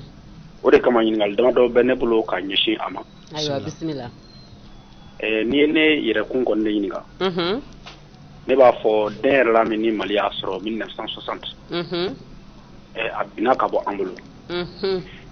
mais faamu kɛcogo la ne bɛ a fɔ est-ce que a ma bin ka bɔ an bolo le 19 novembre 1968 ni o ye coup d'état min kɛra 1968 awɔ parce que ni ye den yɛrɛ la ta k'a lajɛ den yɛrɛ la bɛ fɛn mun kɔfɔ laɲini min bɛ tubabuw bolo o laɲini ne bolo u y'a daminɛ depuis 1968 mais kana a tɔ sabati ne ka faamu na dɛ ani jaabi min bɛ a bolo ka di ne ka nin kumakan kama ayiwa yala a bɛ se ka a confirmer an ye k'a fɔ o laɲini tɔ sabatira bi wa de b'a sɔrɔ o laɲini sabatilen don bi k'a fɔ ko Mali den yɛrɛ la o de bɔ o porotira an bolo Mali bɛ se ka tɛmɛ sira jumɛn de fɛ bi walasa ka o den yɛrɛ la in ka tila ka a bɔsi tubabu bolo parce que an hakili b'a la cɛba dɔ binna ka bɛn ni bi ye ni o ye Robert Mugabe ale fatura ale de kun ye Rhodesia du Sud ɲɛmɔgɔ fɔlɔ ye ni o b'a fɔ ma ko Zimbabwe u ye cɛsiri min kɛ pour que ka u ka indépendance bɔsi tubabu Ismail tɛ ɲininkali kɛ joona pour que an ka se ka maa saba ta an ka kuma di président ma ok ayiwa bisimila ayiwa nɛgɛjuru a bɛ kanubaw ka bila la an bɛ maa saba ta ka ɲininkali kɛ ni ɲininkali b'i bolo i ka ɲininkali kɛ walasa an ka se ka kuma di président ma teliyala allo allo Ansu Ansu somɔgɔw a b'a to ten nse tɔgɔ duman jamu duman ne tɔgɔ Abel Tera ayiwa Abel Tera ka bɔ Yirimajɔ bisimila ala n b'aw fo a diyara n ye ala ne bɛ se ka ɲininkali min kɛ ne ka est-ce que fɛn ye manifestation ko ya ne ka ese la adamaden masakɛya ye tiɲɛ dɔ de ye quoi. Abel. E ka segin ka ɲininkali kan. Ne fɛ k'a ɲininka quoi. Awɔ. Sisan nɔ. Tiɲɛ dɔ de kan ka ta ka u kan ka kɛlɛ kɛ ni tiɲɛ dɔ de ye. A kɛ to i k'i mabɔ arajo la dɔɔni kuma kan ka se ka faamuya kosɛbɛ. Awɔ o bɛ diya n ye kosɛbɛ. Ala k'a mɛn sa. Sisan u kan ka kɛlɛ in kɛ ni tiɲɛ dɔ de ye quoi. Bon o tiɲɛ in kɔnɔna na sisan. Mɔgɔ tɛ se ka i yɛrɛ kɛ masakɛ ye. I n'a fɔ ka jɔ mɔgɔ wɛrɛ la o. Donc masakɛya kɔnɔna na. Adamaden i b'i yɛrɛ présenter masakɛya kɔnɔna na. Ni tiɲɛ dɔ de ye quoi. Mais olu bɛ u yɛrɛ présenter. Ka jɔnya fɔ. Donc u kan ka ko in de kɛlɛ ni o cogo ye. I n'a fɔ u bɛ ka i n'a fɔ u ka jɔ mɔgɔ dɔ la dɛ. U kan ka o kɛlɛ de kɛ ka o gosi ka bɔ yen fɔlɔ. Ne ka kunbɛ la mais u tun bɛ fɛ ka kuma min fɔ. Bon a fɔcogo ma nɔgɔn fɔlɔ. Ayiwa a diyara n ye an b'i fo i tera nɛgɛjuru sira a bɛ lamɛnbaaw ka bila la 20 20 42 63 allo Ansu somɔgɔw ne a ko cɛ gɛlɛya ayiwa ale taara 20 20 42 63 arajo ye sigida kunkan ye 90.2 allo Ansu nse somɔgɔw Sangare do ko mo bɛ fo ayiwa i Sangare Burama question min ne bolo ko a tant que accord de défense Mali ni France cɛ ko an ka sɔrɔdasi tɛ se ka kɛ o yɛrɛ ma hɔrɔn ye hali ni an ye avion 100 sɔrɔ k'a tɛ se ka nafa ɲɛ Mali a k'an jaabi o la o kɔfɛ sariya tɛ jamana min kɔnɔ ɲɛmɔgɔ tɛ sariya bato jamana min kɔnɔ o jamana bɛ taa ɲɛ wa ayiwa i Sangare an b'i fo mɔgɔ saba dafara awɔ an bɛ kuma di président ma o bɛ kɛ joona saba min ye u ka kumaw ɲininkali kɛ fɔlɔ ye Ismail Samake ale don filanan ye Abel Teray majɔ sabanan ye Burama Sangare awɔ ka bɔ Falajɛ an bɛ kuma di président ma o bɛ kɛ président bisimila monsieur n bɛ Ismaila Samake fo ko k'ale ye débat faamu ko a diyara ye ale ko ye Mali y'a ka indépendance sɔrɔ 1960 mais ale ɲɛna ko on est tombé à partir de 1968 n t'a dɔn quel âge san joli de y'a bolo mais 1968 fanga bɛ yɛlɛma don min na a ka taa mɔgɔkɔrɔbaw ɲini Mali tun bɛ situation min la o don parce que kuma caman bɛ fɔ jeunes ye sisan tɛ ko kalama siga t'a la a ye taa mɔgɔkɔrɔbaw ɲini mun de bɛ senna o waati la kɔngɔ min bɛ mɔgɔw la ani mɔgɔw hali i ni den ni muso tɛ se ka bɔ su fɛ o mɔgɔ caman b'a ye cɛkɔrɔba bɛ yen ale bɛ se ka seere mais o tɛ c'est pas le débat aujourd'hui débat min ye min ye o ye sécurité ko ye n bɛ se ka min f'a ye n'i y'a fɔ n ka livre na ko Modibo a créé l'armée malienne Moussa lui a donné ses lettres de noblesse o créé Modibo ye l'armée créée indépendance waati mais ka fanga di Mali armée ma faut k'a kɛ l'armée la plus puissante en Afrique Moussa de y'o kɛ mɔgɔ bɛ se k'a fɔ k'i tɛ Moussa fɛ i tɛ Moussa ka fanga fɛ mais mɔgɔ o mɔgɔ n'i bɛ tiɲɛ fɛ i b'a dɔn que l'armée la plus puissante c'était sous Moussa la preuve avion hakɛ min bɛ Mali bolo o ye avion dɔrɔn ne tɛ kɛlɛminɛnw to ma a tɛ Afrique noire jamana si bolo a tɛ Afrique de l'Ouest jamana si bolo o waati mɔgɔ si tɛ se k'i ɲɛ dɔn Mali la o waati la donc ni mɔgɔw nana fɔ kabini 1968 o de y'a kɛ o ye politique kuma de c'est à dire mɔgɔw dɔw bɛ yen min tɛ Moussa fɛ bon o ye c'est leur droit donc u bɛ kuma nin fɔ k'a don denmisɛnninw hakili la mais preuve si t'a la u b'a fɔ dɔrɔn ni avion hakɛ min ta min bɛ Mali bolo la 1968 ani min bɛ Mali bolo 1991 Moussa bɛ bi don min na a sɔrɔ i b'a dɔn ko ko amélioration badi kera ni kelemino minnu be Mali bolo o don ni comparer ibadon et puis mbabe Malien ka kodo famu c'est-à-dire indépendance min fleni kuma do be ate fo genou ayo do France yi Afrique jamanaw be ay ngali kufe yari aw ba fe kata indépendance la wa ubi aw tafe ay ngali ke 1958 jamana kele ni ya fo kale ba fe ka indépendance ta we Guinée de ato be ku ya fo kulu ta fe ka indépendance ta mais Malien chamanta do mais 1960 France indépendance di bema hali minun ta fe mi o Côte d'Ivoire ni ato aya da bema Mali a soro choko ya de law mais ni Malien mais il va faut que barfo de Tarak indépendant c'est pas comme ça minu marfata ko indépendance Algérie ni Angola ni Zimbabwe ndi Mali indépendance dira ma 1960 comme a dira Sénégal ma dira Côte d'Ivoire ma dira Bema le seul pays minum président ya fukul be indépendance fait en 1950 58 au Guinée de donc mais au te faut genou c'est-à-dire au voici la élection beke chaque 5 ans PSP ni RDA de Koumé Fangala ni élection kera ni parti majorité soro au début gouvernement sigi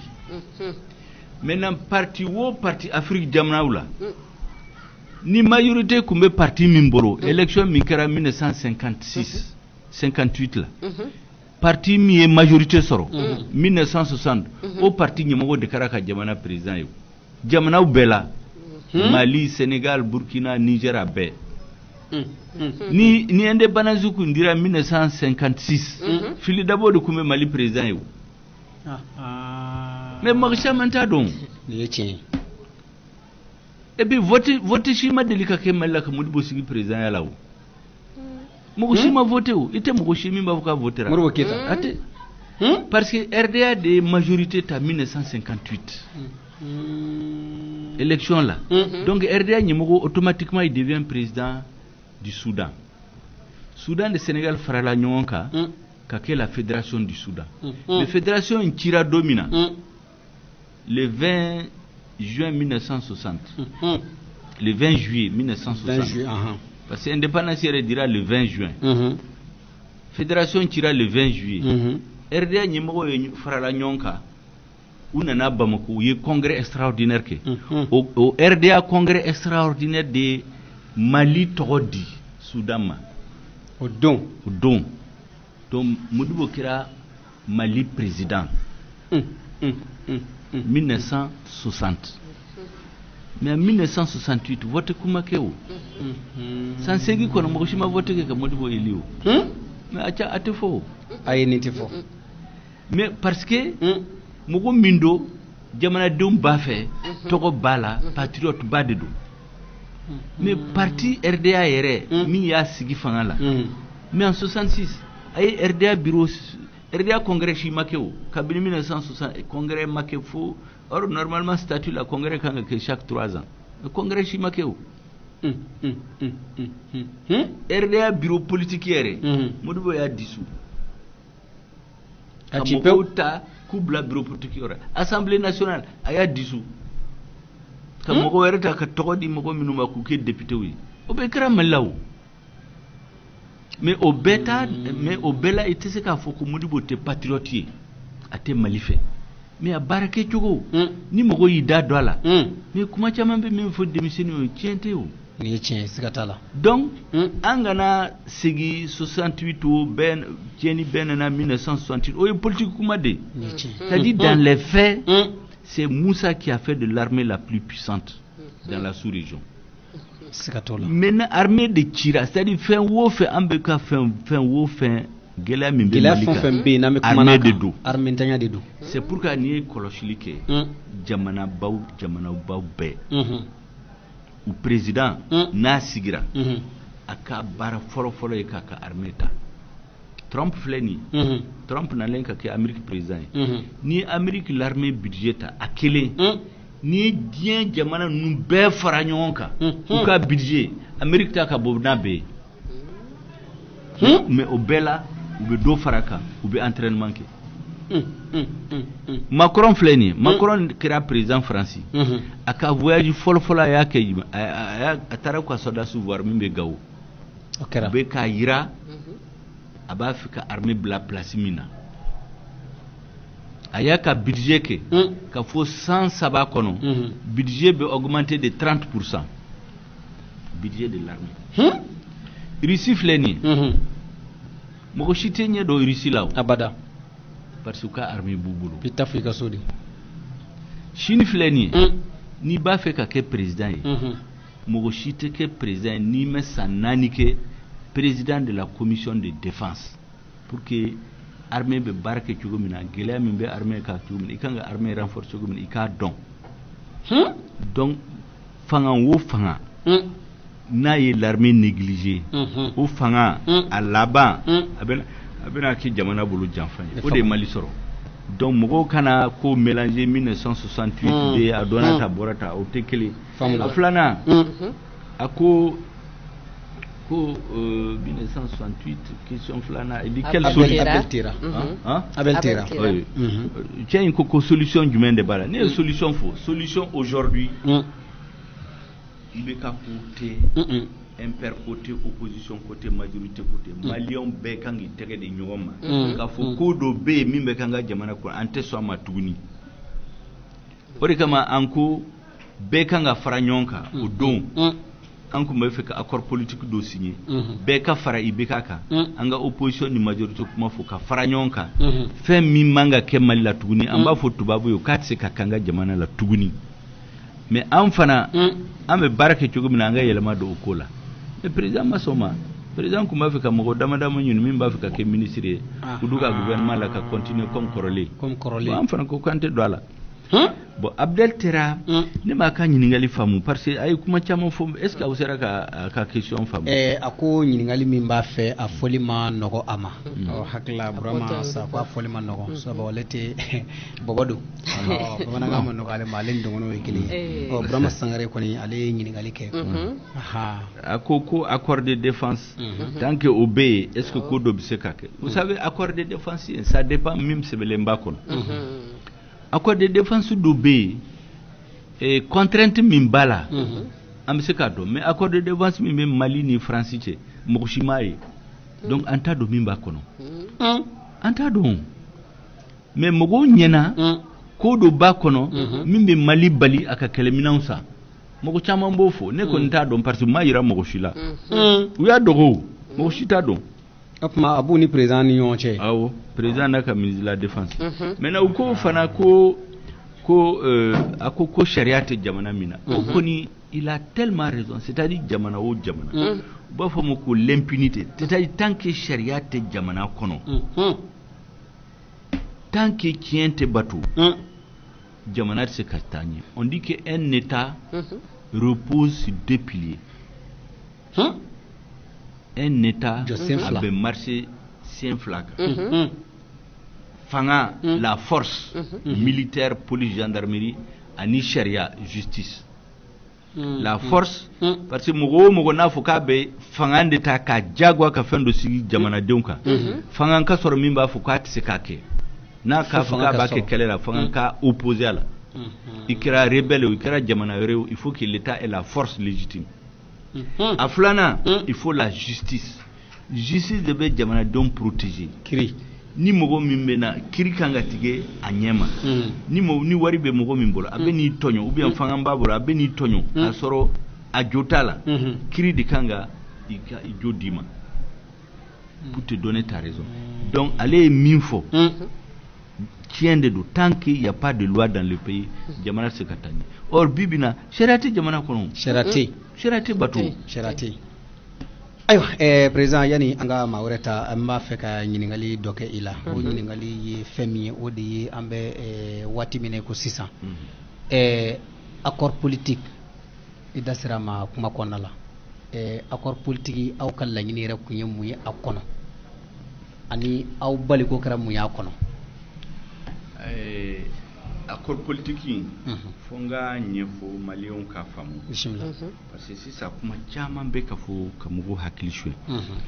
ba famu ko mugo yiba ka accord signé mugo yi ban ben ka ke jamana kono accord ti mbora accord politique mbora siramina ya do élection temene 2018 min kera be ya donc élection makanyama be ya do be ba kalama be ya do o de kama chaman ko kuluti bikari koni ko parce aka élection manye to antoro sama samali la fonna naye fagaliw ni tieni be ka ke centre la anko kana man koloshi mali bena tunu ni mali tununa mo ko shitse kana ke président yi abada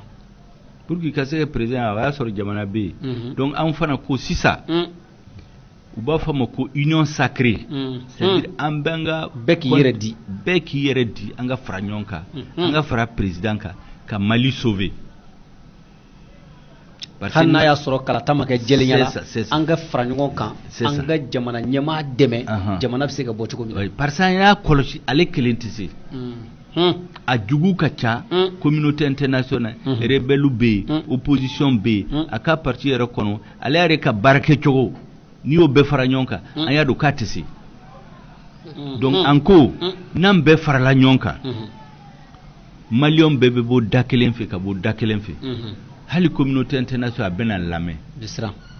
bɛ siran rebelle bɛ siran an bɛ yɛlɛma don an ka baara kɛ cogo la yurugu ka dabila tiɲɛni ka dabila justice ka k'a ɲɛma an sema ko bɛ se ka taa ɲɛ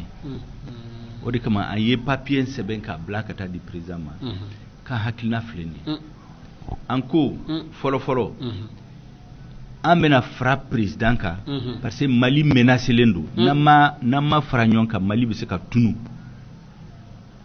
u ko k'u tɛ sɔn a ka sɛbɛn nin cogo la président ka mɔgɔw awɔ an ko filanan n'an farala ɲɔgɔn kan accord d'Alger min filɛ nin ye fɛn o fɛn n'a b'a kɔnɔ min laban ye ka Mali tila an bɛna fɔ k'an tɛ sɔn ma tuguni u ko k'u tɛ sɔn a ka sɛbɛn nin cogo la an ko ni gouvernement kura sigira priorité numéro 1 a ka baara fɔlɔ-fɔlɔ o ye lakana de tant que lakana ma sigi foyi tɛ se ka ɲɛnabɔ donc la sécurité la première des choses a b'a dɛmɛ k'o kɛ awɔ u ko k'u tɛ sɔn o ka kɛ numéro 1 ko numéro 1 kan ka kɛ accord d'Alger révision constitutionnelle révision institutionnelle sécurité bɛna kɛ fo 5e point 5 an ko n'o don an t'o la a nanina an ko partage de responsabilité o kɔrɔ ye mun ye i y'a dɔn sisan mɔgɔw bɛ don ministère la hali mɔgɔw t'a dɔn a bɔra yɔrɔ min na dɔw yɛrɛ bɛna stage de kɛ stagiaire tale kɛ n'u y'a kɛ ministre de u bɛna CV kalan tele la mɔgɔw b'a dɔn mɔgɔ min kan ka kɛ ministre ye jamanadenw kan ka dɔn k'a bi n'a ma kɛ ministre ye a bɛ baara min na a bɛ min dɔn a bɛ se min na a bɔra min a ka dugu yɔrɔ jumɛn donc an fana ko président ma sisan n'an farala ɲɔgɔn kan pour que an ka se ka baara kɛ an ka prioritéw dɔnnen don mɔgɔ minnu bɛna kɛ ministre ye fo an ka bɛn ka critère dɔ sigi n'i bɛ kɛ premier ministre ye e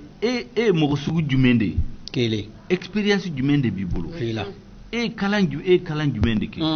et politique la mɔgɔ b'i ko wa mɔgɔ t'i ko o ka dɔn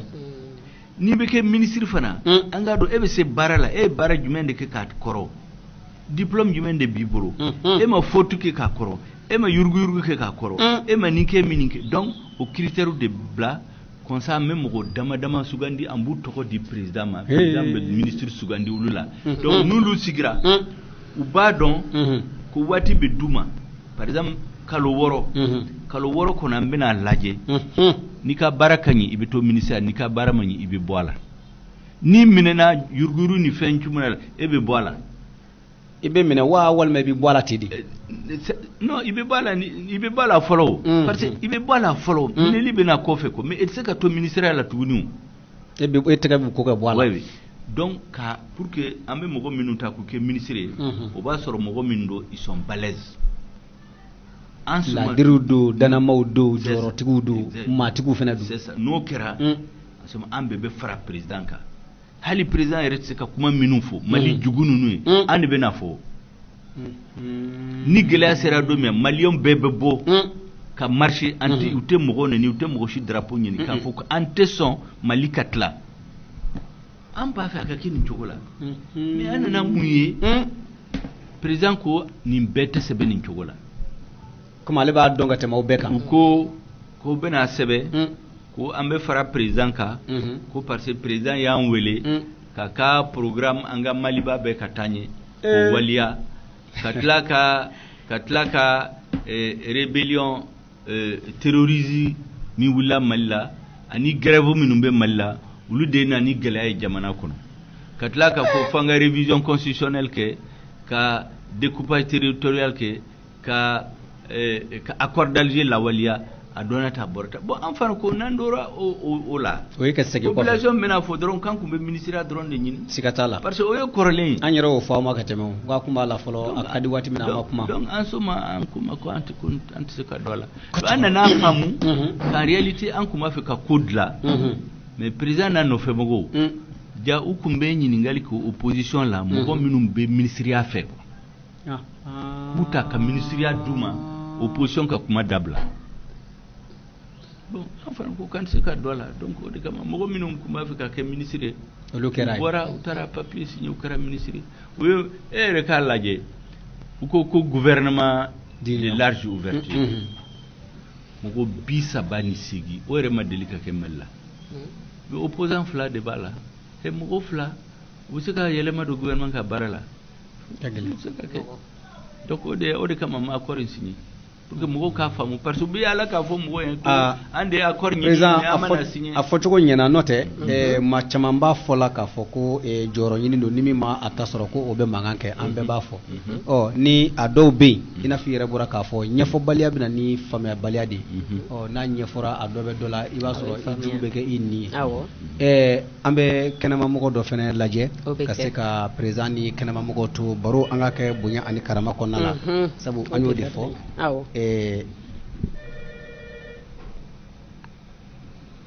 allo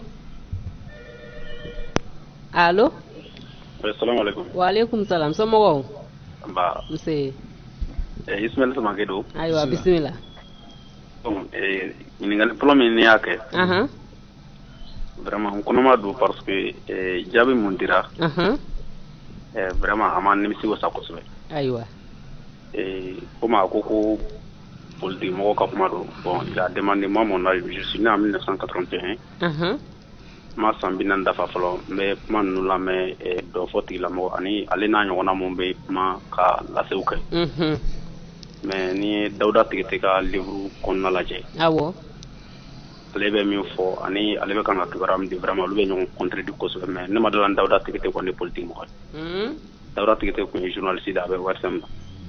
bon n bɛ bɔ kɔnɔ n bɛ na ɲɛfɛ comme a ko kuma kɔnɔ k'a fɔ ko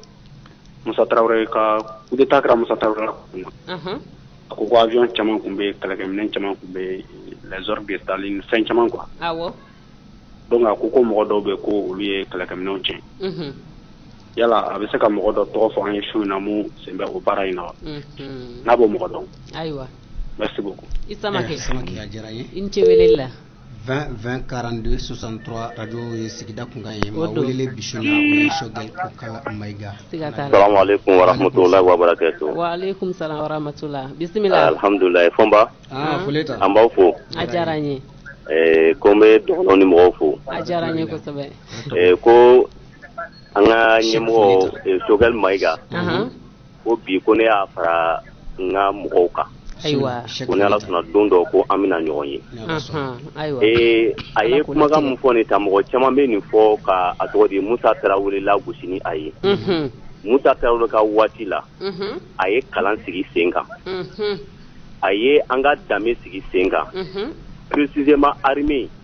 wallahi ɲɛdonna tun tɛ kɛ jamana in armée la fiyewu wa a ye an ka dumuni n'o ye an ka a tɔgɔ di an ka dumuni a y'o fana rassuré nin fɛn naani a tɔgɔ ni jamana o jamana sigira nin ka dɔrɔn i b'a ye k'a fɔ a ka fɛn bɛɛ bɛ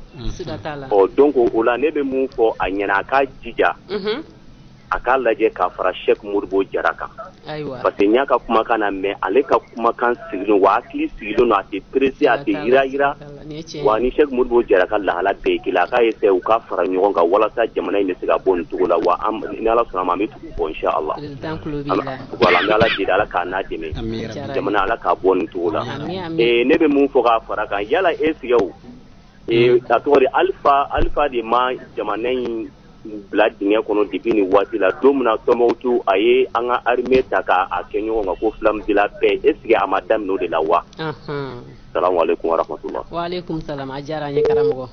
an b'i fo kosɛbɛ 20 20 42 63 o don allo Ansu somɔgɔw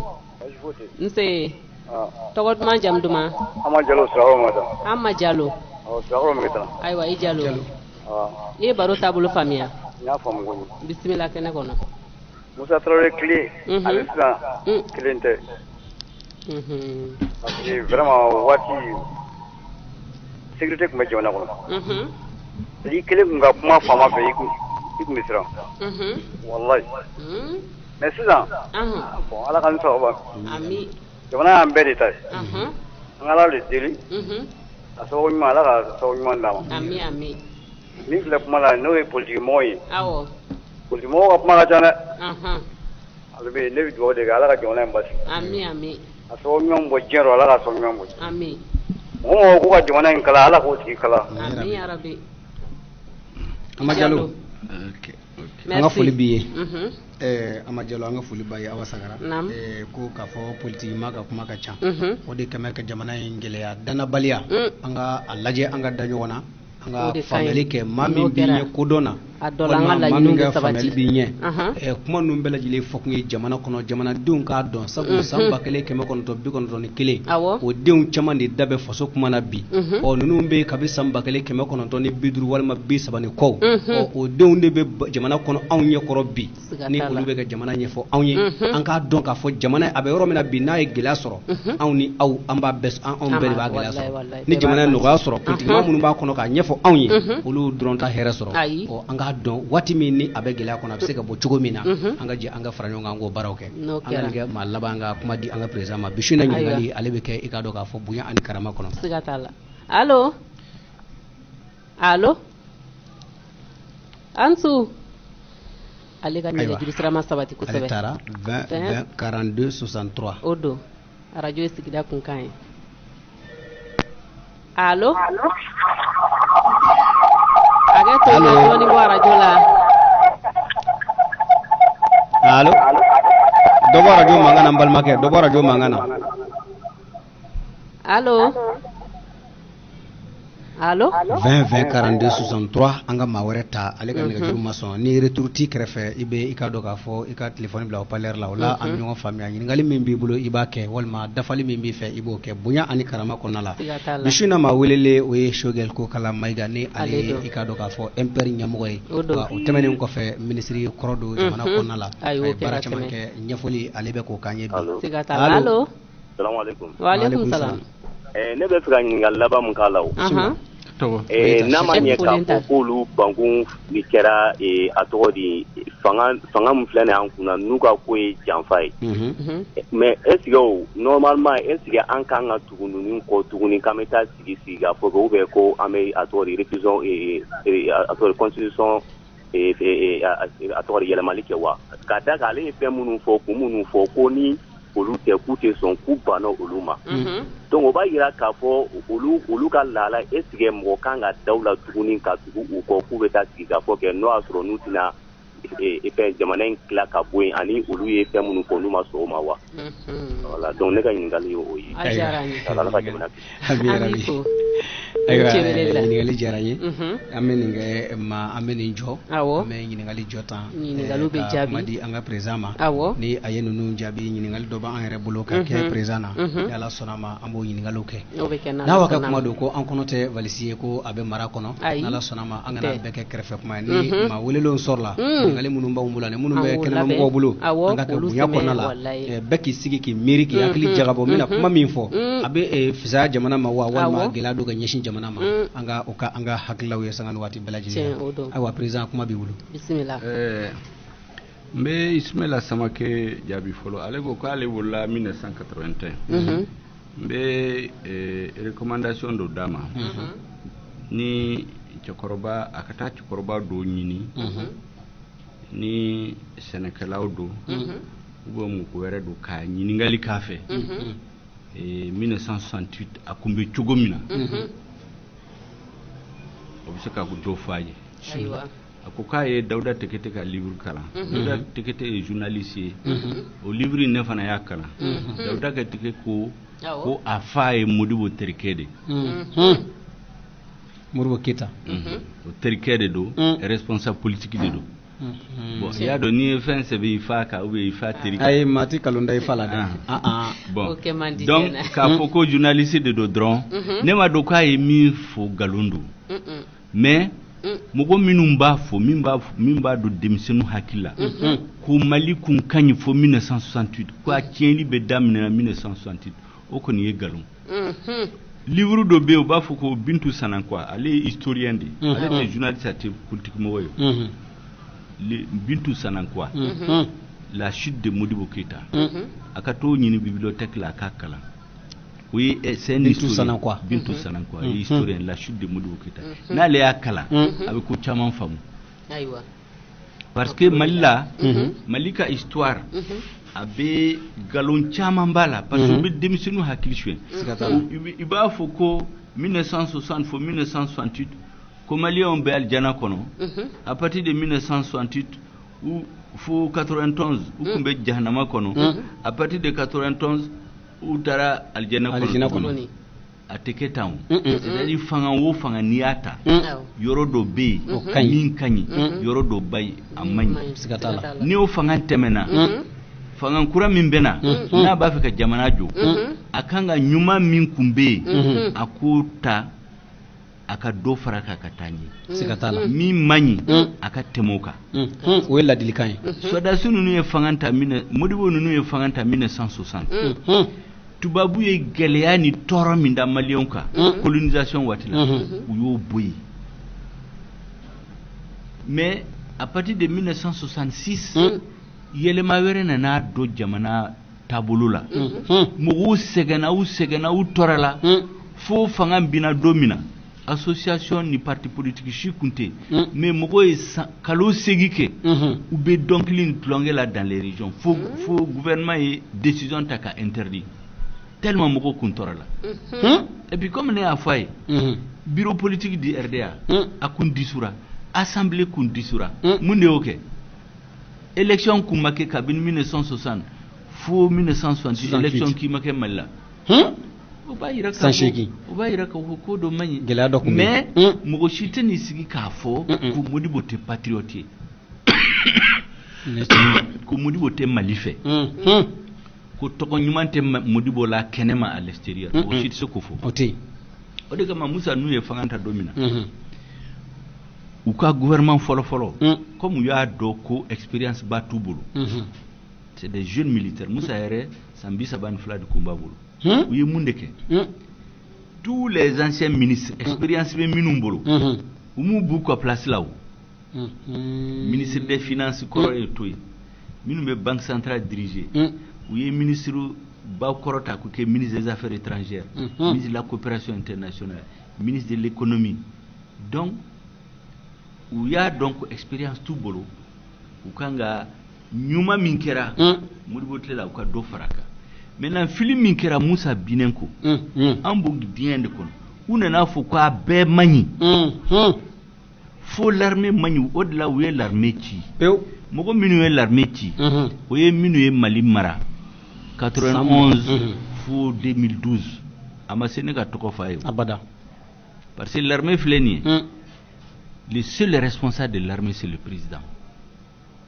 l'armée ko kuma ministre ci a responsabilité ministre ci bolo ani ministre de la défense ani président ni chef d'état-major parce que gouvernement min filɛ nin conseil des ministres la l'armée ko kuma te faut jamais conseil des ministres la a tɛ kɛ sabu o ye gundula ko ye o de bɛ labɛn gundo kɔnɔ o président n'a ka ministre ni soldats o de kama première rébellion Modibo ye Dibi Sila Jara mandaté ka rébellion ci avait contraindu qu'il y directement, le président, le ministre de la Défense et le chef d'état-major a contraindu que c'est directement au président de la République qui se rendait compte. En 91, le chef du PC opérationnel avait contraindu que le chef d'état-major il me contraindu que le président a été au conseil des ministres là. Nous avons en 3 mois. Mais nous avons bien fait ni Moussa Yake à Mani. On est comme les rebelles minus Mogofaga. Parce que où y a commencé un acte terroriste, Nema fait au Itara le 28 juin 1990 à Tindermel, chef d'arrondissement à Mousso Konoma, prisonnier au Youbek Kantige. C'était des actes terroristes. Mais mars 91, qu'on fait Moussa Binenko, où Youbele, Kana Aena, Koulier démocrate en armes, Photokokura Darula. C'est les démocrates en armes que parce que Ouka Kele de Moussaka Fangan Nakashi pour que Lucas Seka Bimba Moko. Coup de gouvernement la coup de cet aspect là. Au défi follow. Atlaka armée parce que Ulunyana comme Moussa est soldacier donc pourquoi comme à Bora Fangala faut armée Kachi n'armée machi coup d'état beke. Tuguni. Donc au défi follow. Armée c'est une institution, ce n'est pas le président. Maintenant, ko ne ka tɔgɔ di ne tɛna tɔgɔ di min bɛ fanga la o b'a y'a faamuna ni waati fɔra bɛɛ lajɛlen b'a dɔn ko hakilima bɛ kulu kun jamana dɔ fugɔ ye. Bon maintenant le deuxième c'est qui Cheikh Foleta Cheikh Foleta karamɔgɔ Cheikh Foleta mais c'est-à-dire ne bɛ fɛn dɔ fɔ mɔgɔ minnu bɛ to ka Musa lago tu sais fanga min filɛ nin ye ni mɔgɔ dɔnna fanga la hadamaden de don siga t'a la donc a bɛ se ka fili yɔrɔ dɔ la yɔrɔ dɔ la ka baara bɛɛ jɛ tubabu b'a fɔ il peut commettre des erreurs même des fautes mais ni mɔgɔ bɔra fanga la i b'a ka bilan ta globalement k'a lajɛ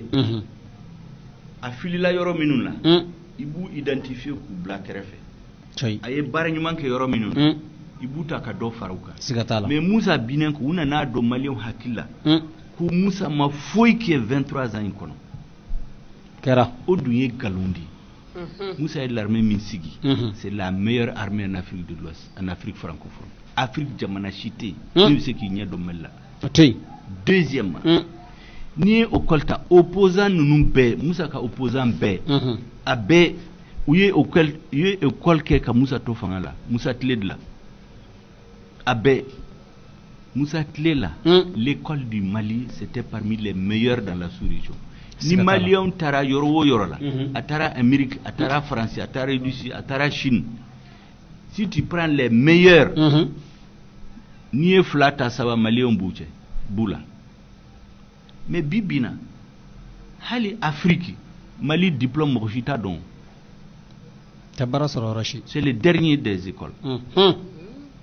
Kasoro, où est l'armée ni l'école de Fragnonka, ka kele ulika Moussa Bi. 30 ans après, on avait la meilleure école avant. Maintenant, on a la dernière. On avait la meilleure armée. Oyanga Jamana Boshan la parce armée qui est là. Jamana Minkumbe Sira Mali. Ou le début n'a pas le Mali Lakana. Donc, quand tu fais ça, tu vas dire le bilan de Moussa, on ne peut pas dire que c'est zéro. Deuxièmement, il y a de Jamana qui a développé une couranté. Ali Ambe Baramina, faut courant Kassoro. Moussa Bora Fanga la 1991. Fobi avec ce que c'est Sambi Sabama Mali be courant min consommé bi à 80%. Selenge ni malantani de badi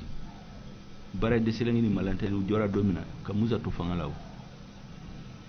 si ça beba fo dongo do CMDT bebe disi gochi CMDT Mali premier producteur musa de CMDT jo abi alibi si ça va fo ko Toulou, ambe Toulou mimni. Ani aliment bétail. Mimbe bo Korla. Korale. Nous e Korita. Korikoloi. Ukumba jenide. Musa de nana fokate jeni. Ka usine wi komajo. Ka Toulou boala. Ka aliment ka tourto boala. Ale dana no e malaw. Si ça Korale ni bora mopti pour que se gawo ibe kalo kelenke do rebe sa parce que ni dogo be do faka ani kongo mais Moussa be bo fanga la domina ngo ni bora sevare katagawo ibe kalo kelenke mais Moussa e sevare gawo jo ibe bo Bamako 6h 18h il be se gawo 12 heures de temps tabarakala ay doge bibina pour que po gawo kana Bamako fi beta Burkina ni Niger te kuila kana srafe office du Niger fleni aménagement baw min kara pour que Mali ka se ga malo chaman ka yere balo o sabati la Musa Tlela sikatala Mali ka yere balo nyon kaba ani ton nula zone CMDT la a kera Musa Tlela ka opération Rimopti opération Arachide Karta programme chama ka Sénégalaw deme ka ton villageois sigi Sénégala ka se ka agriculture moderne ke a sigira Musa Tlela fen wo fen ni se ka yira Bamako palais de la culture fleni palais de congrès fleni Bamako Misiriba fleni deuxième pont fleni aéroport Bamako aéroport Modibo Keita mais Musa de Adjo a be kunjora Musa Tlela tetemoka école baw minusgra école de médecine comme abe chogmina eni mi comme abe chogmina hyper comme abe chogmina abe kunsigra Musa Tlela e mogo be ni sigi ka fu ku foi make o watila ima famille o dundora malion hakilela samugani ko galon franye ko waru tala do chef e Musa bora fanga la fobi est-ce que mogo be se ka fem bayira ka fu ko fleni bi se ka fu ko atite pont Sabanajo ay échangeur jo ay hôpital Bawjo hôpital du Mali ay Sira Bawjo mais no borala munde kera de 92 fo 80 fo imake entoura dron ka fo ko démocratie de mogote démocratie dum ni anarchie ni lakanate jamana min kono foité la priorité des hommes c'est la sécurité ni lakanate dominité sunogote foité hali dinete l'homme son premier besoin c'est la sécurité. Un gouvernement qui ne peut pas assurer la sécurité de ses citoyens, c'est un gouvernement, il n'est pas légitime. Et fangantani coup d'état et atani élection et atai fafeo ni tu sais que la population sécurité assurée tu ne peux pas être légitime. Musa Tlela mbeta machin fla doma ya don si sa obe mo kantige fana yoro nunula ayo ko ngam fege utige be muso kantige be fentige Musa Tlela chien kele ye mo kantige ay tle woro ay tle 7 jours une semaine donc kun kele ay di gendarmerie ku ka solution nyinala kera uma solution sera là ay équipe change ay équipe wéré nommé il a donné 5 jours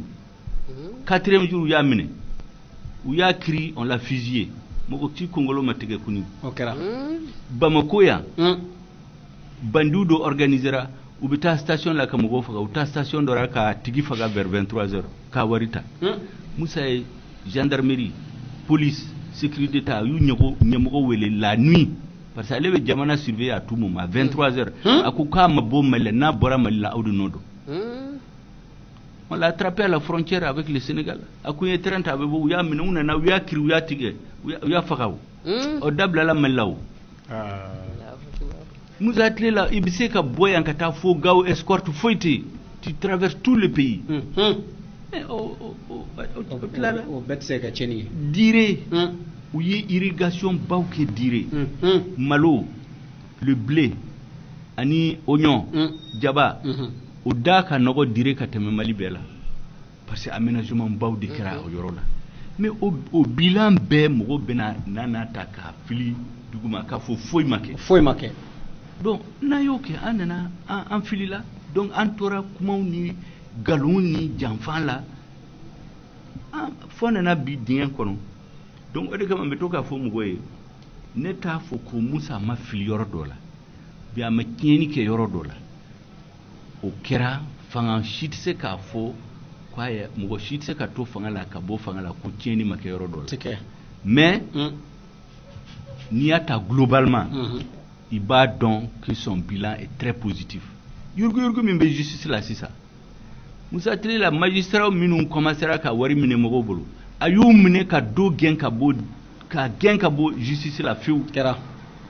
na Musa binan ko ya la sigi justice la ka bo ka lere ka ta Musa kiri angam so gorba re bola manasa danyo ko mingi nete mogo toko fo nete mogo toko fo mais en tout cas je vais vous dire simplement que ni mogo mimba fuko filiba mi Mali soro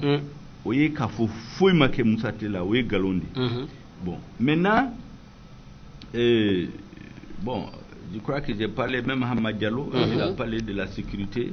et bon les hommes politiques c'est-à-dire politique mɔgɔw fana bɛɛ ɲɛna ko politique mɔgɔw bɛna galon tigɛ ne tɛ galon da mɔgɔ si la n'i ye fɛn o fɛn fɔ ne bɛ bɛɛ bila en défi ni mɔgɔ min bɛ se ka sigi ne ɲɛna ka fɔ ko galon don politique mɔgɔ caman bɛ yen u bɛ galon da ɲɔgɔn na u bɛ ɲɔgɔn tɔgɔ tiɲɛ ne tɛ mɔgɔ si tɔgɔ tiɲɛ ni ne ye fɛn min fɔ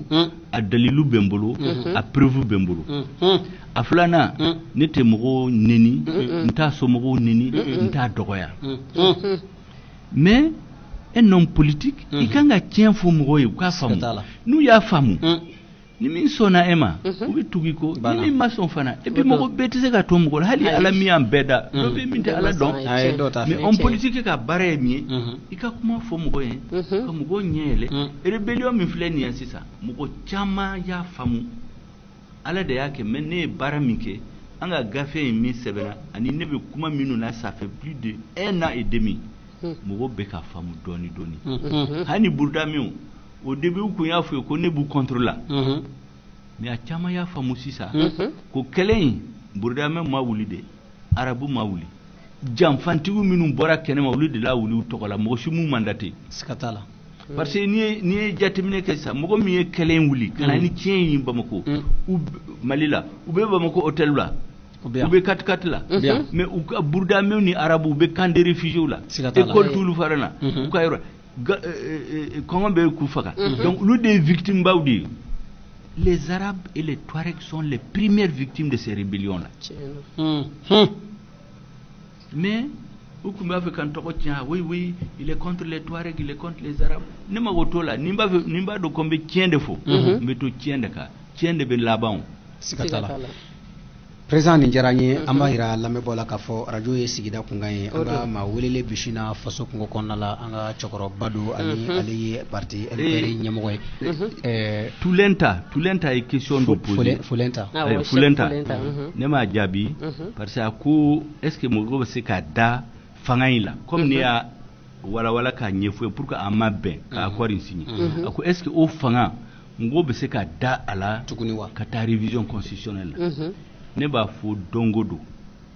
n b'a fɔ bɛɛ ɲɛna ni ye galon tigɛ mɔgɔ ye siɲɛ kelen i y'a tigɛ ye siɲɛ fila siɲɛ naani a laban a bɛ tigɛ e la a damandi la e ma ye Gawokaw ye mankan ci o don parce que président nalen 2012 2013 a ko bɛɛ ɲɛna k'a bɛna kɔrɔnfɛ kɛlɛ in ban kɛlɛ kun bɛ Kida a seginna ka na Gawo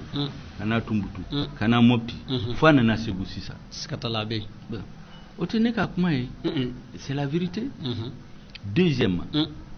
2014 i bɛ ka bɔra Chine f'u taara kunbɛn aéroport la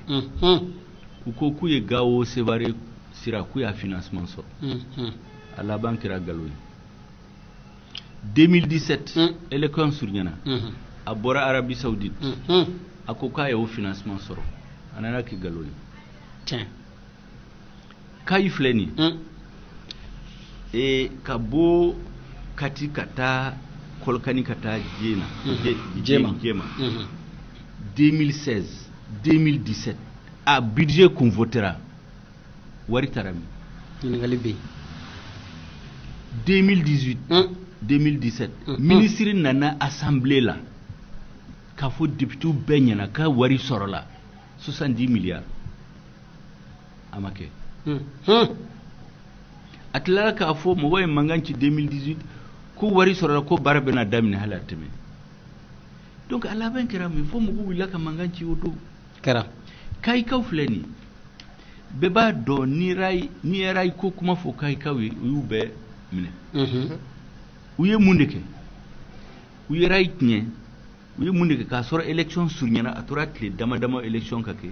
ministre nana ye télé la nana yira maliyɛnw bɛɛ la ka locomotive yira bɛɛ la ko locomotive bɛna marcher sisan ka Kayikaw nisɔndiya pour que ka voter rayi bɛna marcher Kayikaw bɛɛ votera cheminot u ye san kelen kɛ sarati duma retraito cheminot kalo wora ke sarati duma retraito sankelen warati sarati duma uyi locomotive kuma info karai ku kuma info utlala kata wari duma kuma sara ku sara duma vendredi samedi dimanche mogo votera dimanche lundi ko wari bana o mogo dimin doru la cogo mina on na grève de la faim ke bamako kera foi maduma fo mogo tande sara la kasoro peut-être avec 100 ou 200 millions gouvernement bi se kumbe ka ko go nyanabo gouvernement ko warité mais au gouvernement kele ay million bi duru ta kata almami do ma ka kata ka meeting ke fo almami ala sigi kera katraka million keme sabadi do ma ka congrès organisé kera mais ni gouvernement be baraki ni jogola mo sika dalawo dana manoko parce que netena foku ni jamana dombe femi fe gouvernement be sika benyana bo nteno fo de parce que we démagogie de mo nana fangala sika ko benyana bo mais ika baraki jogo de bela yira ni sika fe minke iba nyefo mo pour ka sika ke mi kana galon tige mo ma ku hakili shuen dongo do ku ni soja ka so galon do de be dana ya bo mo ka sikatala bon an accord politique an ku ba fa ka signer do an ku kuma minun fo est-ce que tiena mo min be malife ibi se ka fo ko ete so ay kuma mima ou ya fo ku te son an fara ma signer donc je ça beaucoup à dialogue politique inde labe dialogue politique fo itena boala kuma o dronde do mugo bena kuma buyo tele la o be tagare fo nyongo ya fo itena boala na hakili bala conférence d'entente nationale abe akwarinda ko malion bena nyongo dalaje ka azawad ko kuma yi ka nyefo ka ba mugo uya préparer sankili uya ke be ko kute azawad ko kuma info burda me kelen wulila ka fo ka le maso kabino kera foi mabala du ya blay ni mogo mi o ke est-ce que mogo be se ka daw ka dialogue ne dalento dialogue la dalenta la kumina tuguni ya do ko do be ama se dialogue ka kewo il y a les problèmes politiques problème politique bien pour que ukana na fo kute président reconnu élection ka ke jaleya la o kore mu la loi électorale mugo kanga bunya tiens mbe tamachien fladaw ma pour ka yira pour ka mugo tsika ben sharia ya fo loi électorale ya fo ko procuration manga di élection la beba don mais ministre de l'administration nana fo ka bena procuration di aka conseiller ou kama o don kwa tsika ke mais pour que sharia soso ay lettre seben ka ñinigal ke cour constitutionnel fait ne be se ka procuration di wa ou bien se ka di c'est comme si aba ñinigal ko me se ka sharia so so ben ta so ou ka mo ka be se ka di donc cour constitutionnel yere be ya maria di ministre ma aka sharia so est-ce que o cour constitutionnel o bayre o kelin aflana sharia min be cour constitutionnel yere sigi o sharia konana la ko kuma wo kuma na be se ka ke crier devant la cour constitutionnelle mangi da dala yani fu kiri kana or et procuration ko kuma ni ministre ya Maria Dama kafe ale go ka be se ka ke ka sorat se ka ke ni mo go era wulila election ko fe ku ye procuration utiliser yoro dola kale ba attaquer ko election annulée na tara cour constitutionnel se ka yere sosotugun abada ale de ya yira kwa ka ke kwa donc uya ka ayere ka sharia min basiga ayo violer c'est ni fleni ba fo ko commission nationale indépendante élection kera kabini 2018 fo bi en septembre 2018 depuis août 2018 rapport mabla moshima sini ka rapport ya halsisa donc est-ce que dialogue de bisa fa nu nyana bo Sénégal min be bo binta gungu min be bo tabangu min be bo kursale olu be nani kuma fo bamako donc oye hakili chuen kuma de oye politique ko de maintenant gouvernance ko gestion ko ne kuma min nafa we sisan bismillah fausse promesse min bɛ di kaw ma min bɛ di kaw ma min bɛ di sɛnɛkɛlaw ma est-ce que a sera dialogue ka kɛ pour que ko ɲɛnabɔ abada an ye 1300 milliards an y'o de voté ka kɛlɛminɛnw sa k'u di soldats ma a ko waati an nana ye sisan o wari a caman détournera mɔgɔ min y'a détourné olu b'a dɔn k'a man ka kɛ est-ce que dialogue bɛ na o ɲɛnabɔ abada dialogue se ko ɲɛnabɔ olu fɛnɛ bɛ yen et puis lakana ko sɛnɛkɛla min bɛ bɔ yɔrɔ wɛrɛ la min bɛ bɔ kɛnɛdugu min bɛ bɔ banikɔ min bɛ bɔ kayi olu ka baara ye min ka sɛnɛ kɛ malo ka sɔrɔ ɲɔ ka sɔrɔ kini ka sɔrɔ mɔgɔw bolo o de y'u ka baara ye k'u ka l'impôt sara mais k'a fɔ ko stratégie ka lakana sigi ka kalan sigi o du ka baara ye o bɛɛ n'i ka baara ye o u bɛ n'olu sigi ko les représentants des paysans les chefs traditionnels les familles fondatrices de Bamako ani administration bɛɛ k'u bɛɛ bɛna dialogue na u bɛna mun kuma fɔ dialogue in tɛ foyi ka mɔgɔw hakili soɲɛ dɔrɔn ka kumabaw fɔ ka mɔgɔw nisɔndiya mais a laban foyi tɛna k'a la foyi tɛna kuma fɔlen ka bila yen b'a bila yen donc o de ma ne dalen t'a la ayiwa président nin diyara n ye an ka foli bɛ lamɛnbaa bɛɛ lajɛlen ka yira hali bi sɔgɔli kɛlen bɛ radio sigida kunkan na bisuna maa welele o ye an ka président n'o ye MPR ɲɛmɔgɔ ye Shogel Kokala Mayiga ale de b'an bolo bisuna bɛnkɛ fɔnba Awa Sagara olu de bɛ ɲininkali la président an bɛ fɛ ka ɲininkali min kɛ i n'a fɔ i yɛrɛ bɔra ka min fɔ ani an ka ministre kɔrɔ dɔ bɛ yen n'o ye ministre de la justice kɔrɔ ye Mamadu Konate ale kɔni y'a jira k'a fɔ waati min na olu kɔni bɛ fanga na u ka budget maralen n'o ye wari u ye budget min sɔrɔ recette minnu sɔrɔ ka bila faso wagane kɔnɔ k'o bɛ bɛn miliyari 100 ɲɔgɔnna ma nka min kɔni tunna la k'o ye miliyari 40 ani miliyari 2 ye an y'a ye k'a fɔ maa caman b'a fɔ jamanadenw b'a fɔ ko tuma min na ni ministres kɔni bɛ jamana ɲɛmaa fɛ baara la kuma caman bɛ yen k'u b'a datugu u tɛ sɔn ka fɛn fɔ mais ni jɔyɔrɔ minɛn'u la k'u bɛ kumaw ɲɛfɔ munna n'u b'a kɔnɔ u tɛ sɔn ka nin ɲɛfɔli kɛ i n'a fɔ i yɛrɛ bɔra k'a fɔ ko ani fɔli kɛ kan i y'a dɔn ni dɔra ministériya la fo mɔgɔw k'a faamu i tɛ se k'i da don kuma bɛɛ la n'i kɛra ministre ye décret dɔw bɛ signé min bɛ d'i ma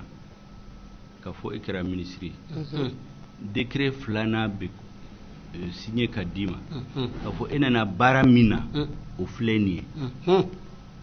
e tɛ se k'i da don baara wɛrɛ la n'o tɛ yen maliyɛnw t'o kalan parce que maliyɛnw ɲɛna n'i bɛ ministère la i bɛ ko bɛɛ kalama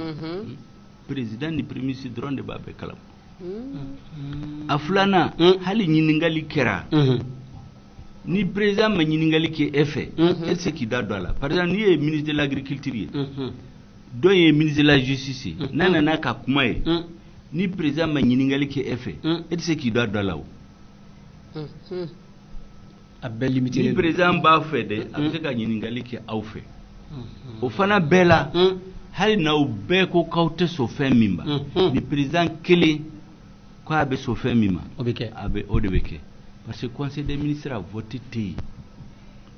parce que ministre ye président ka baarakɛlaw de ye président de élira a ka programme kan donc a b'u wele a ye n'an dɛmɛ n ka baara kɛ donc e nana dɛmɛ hali n'i ko ko nin man ɲi e nana n'ale min y'i wele k'i k'a dɛmɛ n'a ko ma bon i y'a mɛn k'a man ɲi mais ne b'a fɛ ka kɛ e bɛna mun de fɔ foyi i ye baarakɛla parce que n'i ma n ka cɛ a b'a fɔ que e ma eli ale de y'i wele donc souvent a b'i bɔ gouvernement ou bien e yɛrɛ bɛ bɔ donc o fana fo mɔgɔw k'a faamu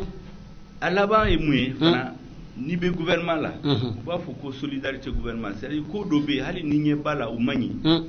i tɛ se ka wuli don o don n'i ma nisɔndiya dɔrɔn i bɛ mankan ci u bɛ i b'a fɔ k'i démissionner parce que hali i ka dugu kɔnɔ i musow ni denw ni balimaw aw bɛnnen tɛ don o don n'i ko don o don n'i ma nisɔndiya dɔrɔn e bɛ bɔ n'i ma nisɔndiya i bɛ mankan ci o tɛ gouvernement ye maintenant n'i bɔra gouvernement la liberté de b'i bolo e ye liberté retrouvée en ce moment attitude fila de b'i la n'i b'a fɛ i tɛ kuma ne min filɛ nin ye ne bɔra gouvernement la le 7 juillet 2016 ko dɔ kɛra an ma bɛn ko min na fo n y'a f'u ye u ka autorité intermédiaire ko ina fo ne a fo nga parti ñemogo ko be démissionner parce que comme ne parti président ne se ka ko do ke ni mi nga ñingal ke ñemogo fe ya fu e domina et puis sama salimi min dorane ni ministre ni président ni premier ministre fe mais on kuma konta fe ka mangan kala parce que gela min be jamana kan sisan ta fe ka gela wara faraka président fe on ne be bo en douceur mais ga lettre se be ka boy era dia ñini ika ya ñefi ka parti mo hoye kanye mo hoye donc cekara do ko nema ko ni ta fe mangan ka bola kana démissionner e kuma minum fawi no temena eni uluche ulu rese ka barake ni etugunu wala bi boy hala teme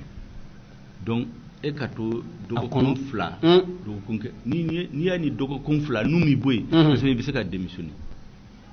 mais yani dogo konfla nu yere yi boy au Corée akira en douceur akira ta je n'ai même pas fait une semaine où yene boy mais ne bora ne rien imposé uma sans fla pour que nga nous gêner parce que peut-être à là-bas peut-être ne de ka hakilina mani peut-être le temps peut montrer que ne hakilina de mani o de kama ne makuma ne sans fla ke makuma faut élection sunya domina ni élection kera eba fait que présenter que président fika faut malien pourquoi tu n'es pas d'accord avec le président donc c'est en ce moment que ne a ni fo mgoy mais ne ma beau gouvernement la ka commencer ka kuma directement ne OK mais benika tempérament sikatala mo wéré be nous bora dron bi kuma l'important c'est que be min fo ka soro tien de do c'est ça le plus important parce que ni mo ko ma tien fie bi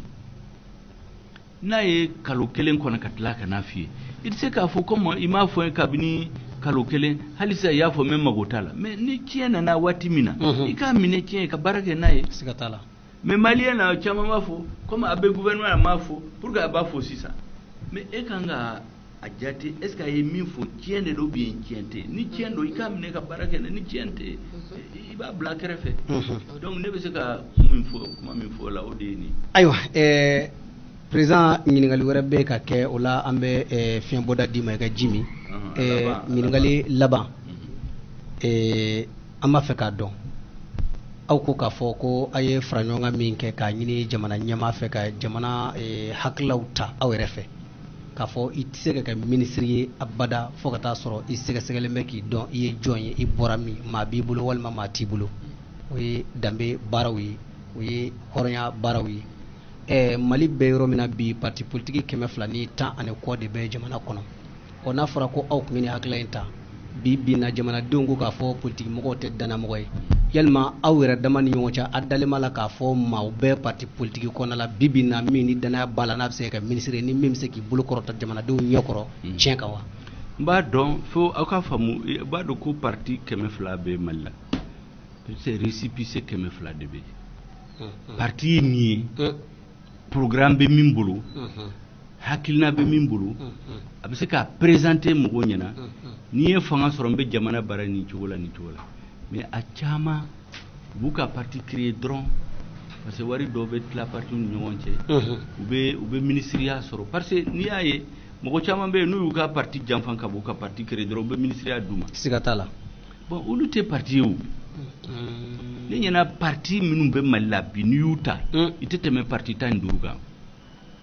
parti mi programme be min bulu élu be min bulu député be min bulu conseiller be min bulu mais a chama be récépissé drone de bulu ni parti réunion kera ou bena salufa fangam be ufara aka ka foko parti chama be ulu fe ni nyana o bete parti ou donc na fora ko parti be faranyo o parti minum be compter parce que ni jatimine ke gela in sora la muna parce que Soumaïla nan no femo mason ka ibeka ka élection reconnue no ku ya reconnue faut te bala mangante wan tugni 2013 Soumaïla ya reconnue manganchi ma bala c'est parce que Soumaïla nan no femo parti candidat minum ba kerefe ina fo muntaga konimba sidibe nere ani ato anko kama son aka président yama o de nani gelaye donc ni problème solution be soro akanga solo nanka groupe diou sigatala mais mogono mi mba fait déjà na korka be solution sere nous lui o te solution ou bien mogo damadam minnu bɛ Sumaila kɛrɛfɛ élu t'u bolo candidat t'u bolo olu nana ka Sumaila dɛmɛ n'olu bɔra Sumaila to ka taa poste de ministre ta mais foyi ma ɲɛnabɔ fo a ka sigi ale ni Sumaila n'a nɔfɛ mɔgɔw ka kuma ale n'a nɔfɛ mɔgɔw ni Sumaila n'a nɔfɛ mɔgɔw ka kuma ka solution sɔrɔ o de ye solution ni bɛn kun kɛra IBK n'a nɔfɛ mɔgɔw ani Sumaila n'a nɔfɛ mɔgɔw cɛna mɔgɔ si tɛ n'a fɔ ko bɛn ma kɛ Mali la o parti kɛmɛ ni ko minnu bɛ yen en réalité u bɛna réunion la dɔrɔn foyi t'u bolo donc les problèmes c'est entre les partis qui sont représentatifs qui ont des idées ni ye dialogue in lajɛ sisan bɛna dialogue min kɛ Zumana Sako ko k'a t'a la Cheikh Modou Diarra ko k'a t'a la John tuguni Umar Mari ko k'a t'a la Musa Sinko ko k'a t'a la an ni Sumaila minnu bɛ ɲɔgɔn fɛ an bɛna hakilina fɔ dɔgɔkun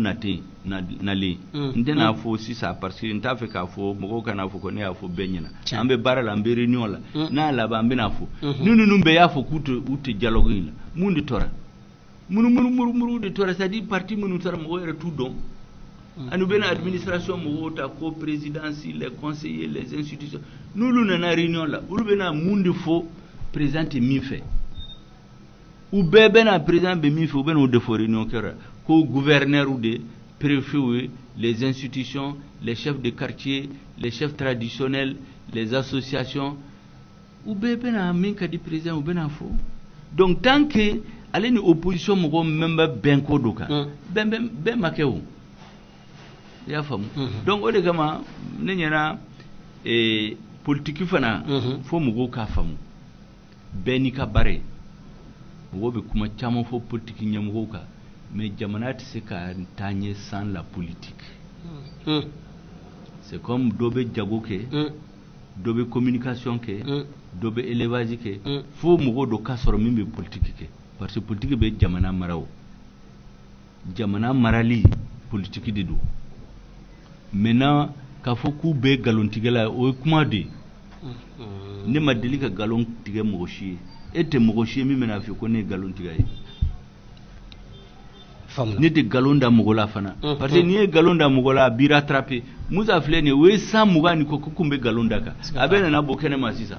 fo mɔgɔ minnu kɛ nkalon da la u y'i ma kun sa bɛɛ donna table jukɔrɔ parce que maloya o nkalon tɛ laban o ayiwa Awa Sagara ne kun ye an yɛrɛ ka ɲininkali laban ka ɲɛsin an ka maa welelen ma da kan dɔ kɛra kow la bamananw ko ten ko tɔ tɛ kɔlɔkɔlɔ la maakɔrɔ don n y'a f'i ye k'a fɔ i yɛrɛ mɔkɛ don donc n bɛna n ka kuma laban fo fo aw ye ka aw fo k'aw fo dante min na k'aw ka lamɛnnaw bɛɛ fo minnu ye question posé k'u bɛɛ fo parce que u ye question minnu posé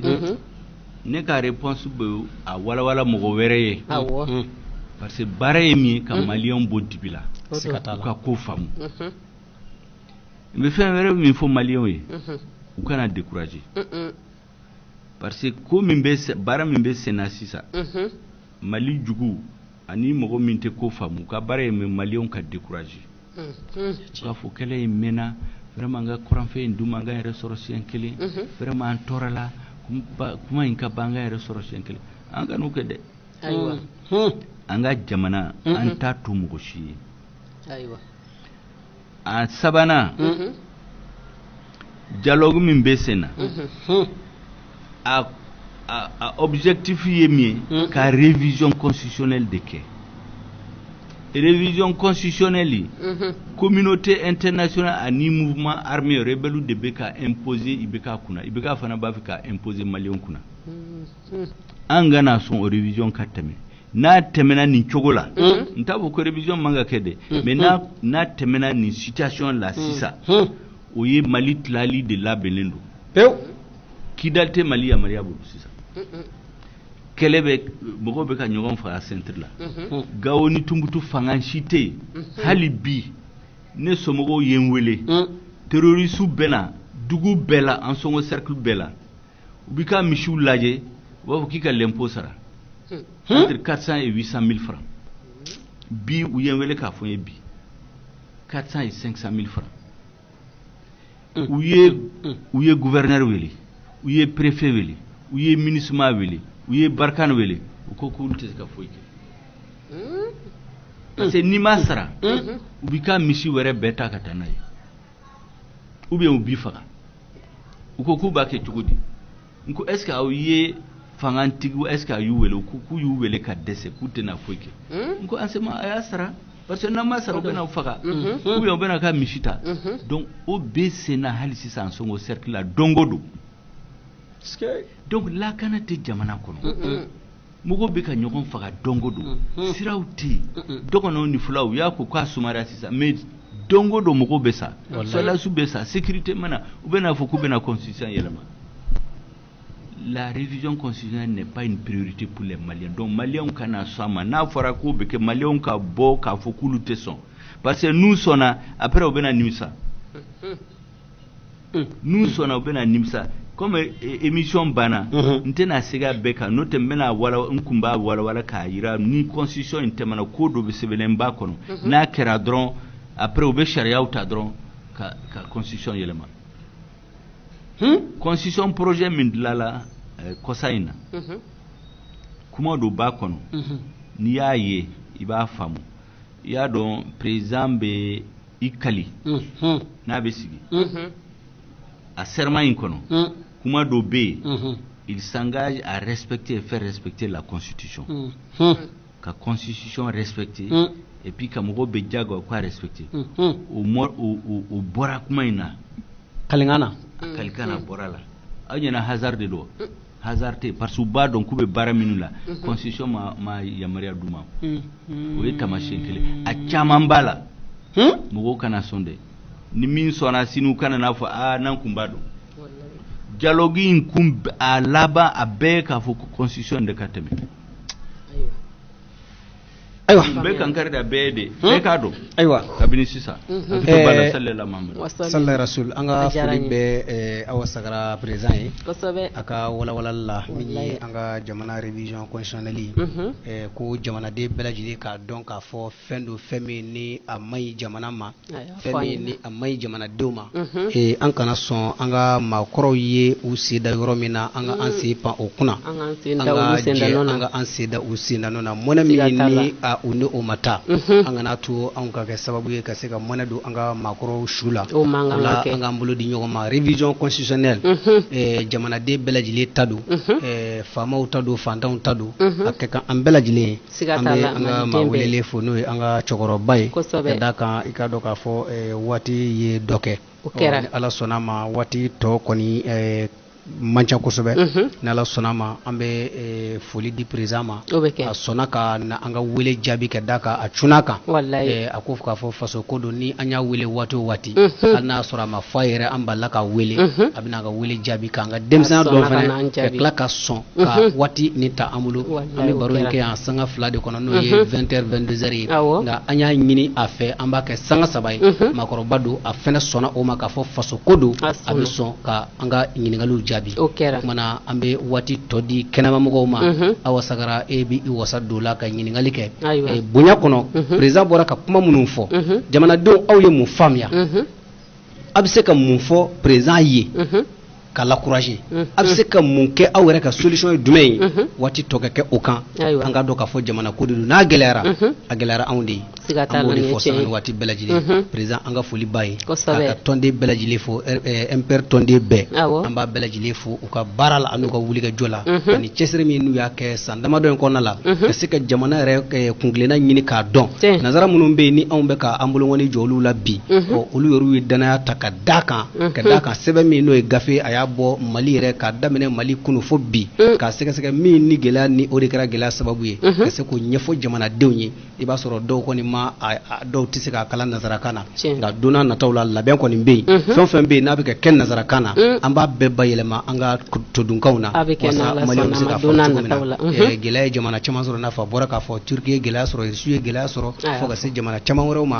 o bɛɛ lajɛlen ka gɛlɛya banna ka da jamanadenw ka wuli ka jɔ kan nka fɔ tiɲɛ de ka fɔ jamana marabaaw fɛ u ka tiɲɛ fɔ jamanadenw ye n dɛsɛra nin yɔrɔ in na o de ye n dɛsɛ nka n'an y'an ta kɛ kalonbatigɛ ye k'a fɔ ko ne de ye vɛsitigi ye k'a fɔ ne de ye forokɛbatigi ye k'a fɔ kɔlɔsi de bɛ ne bolo ne de ɲɛ bɛ Ala la ne de Ala de kumana jamanadenw ka nkalon tigɛ o ye sanga ni waati bɛɛ ka jamana fa bɛɛ lajɛlen kalaya ka kɛ kelen ye k'e bɛ fanga na i k'a dɔn k'a fɔ i ka fanga bɛ ban don dɔ la o tuma minnu bɛ ɲɛfɛ Ala ka hakili ɲuman d'u ma an minnu bɛ yen ni anw b'u kɔ Ala ka jamana kanu don anw n'olu bɛɛ lajɛlen la an ka se ka jamana in k'a jɔ k'a kɛ anw sago i n'a fɔ an b'a ɲini cogo min na minnu bɛna an kɔ tarikuw kana na kuma an kan don nataw la foli an b'a di président ma k'a kɛ maa bɛɛ lajɛlen fo MPR kɔnɔna na ka an yɛrɛ ka cɛkɔrɔba fo n'o ye karamɔgɔ Ibrahima Jɔnkoloni Kulubali a min sɔnna ka waati di an ma an ka se ka baara kɛ an bɛ jeliba fo jeliba kɛ waati min n'an y'a ta n'o ye 23h ye an bɛ foli d'a ma baara ɲɔgɔnya la ko ani ce a yɛrɛ ye ka d'a kan maa bɛ fo yɛrɛ ci kɛ ko ɲuman na o tuma an b'a fɔ Awa Sagara an b'i to kuma kɔnɔ waati kɔni i b'o tɔ kɛ kɛnɛmamɔgɔw bonya ani karama kɔnɔ dɔgɔyali tɛ foyi tɛ i ye mun faamu i ka se k'o ɲɛfɔ o tuma kuma b'i bolo. A diyara n ye kosɛbɛ n b'aw yɛrɛ fo k'an ka président fo kosɛbɛ k'a gindo k'a sa allo Ansu tɔɔrɔ tɛ somɔgɔw tɔgɔ duman jamu duman k'an wele ka bɔ min ayiwa i Tarawele i ye jɛmukan taabolo faamuya ne y'a taabolo faamuya e ye mun faamuya a la ne kɔni bolo a ɲɛna kojugu parce que mɔgɔ tun tɛ fɛn caman dɔn quoi an bɔra bɛɛ de kalama su in ayiwa an ka foli fɔlɔfɔlɔ bɛ aw yɛrɛ ye ka sɔrɔ ka Mayigakɛ fo vraiment a kanu ta minnu bɛ ka kuma wɛrɛw fɔ quoi olu bɛ dɔ fɛ cogo min an bɛɛ bɛ dɔ fɛ ten siga t'a la nin ye tiɲɛ ye mais o ni tiɲɛ de tɛ ɲɔgɔn ye sira la sɔn an bɛɛ bɛ mɔgɔ dɔ ka parti bolo mais nin y'a ka ko diya ne nin sen quoi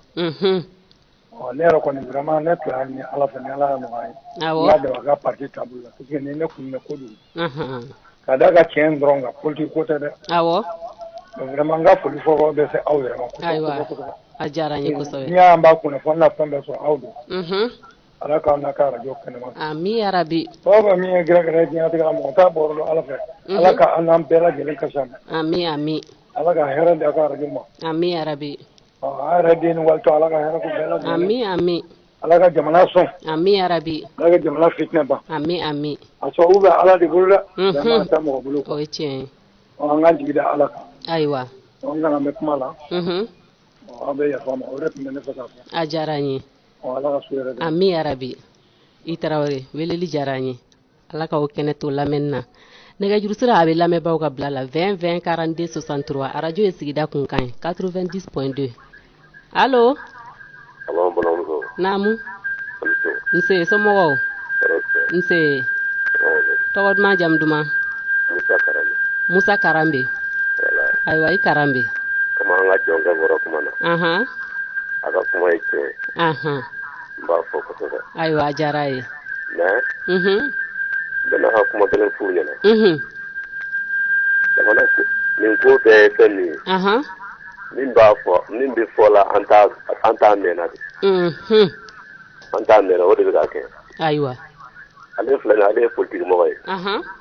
fanga ɲinina don o don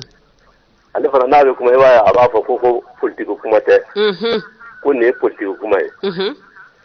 politique tɛ fɛn kolon ye o politique ɲɔgɔn fɛn ɲuman tɛ o walayi n'an y'a faamuya k'a k'a kɛlɛ bɛ ka jugu de to politique kɔnɔ nin ye tiɲɛ ye politique kɔrɔ de ko bɛrɛbɛrɛli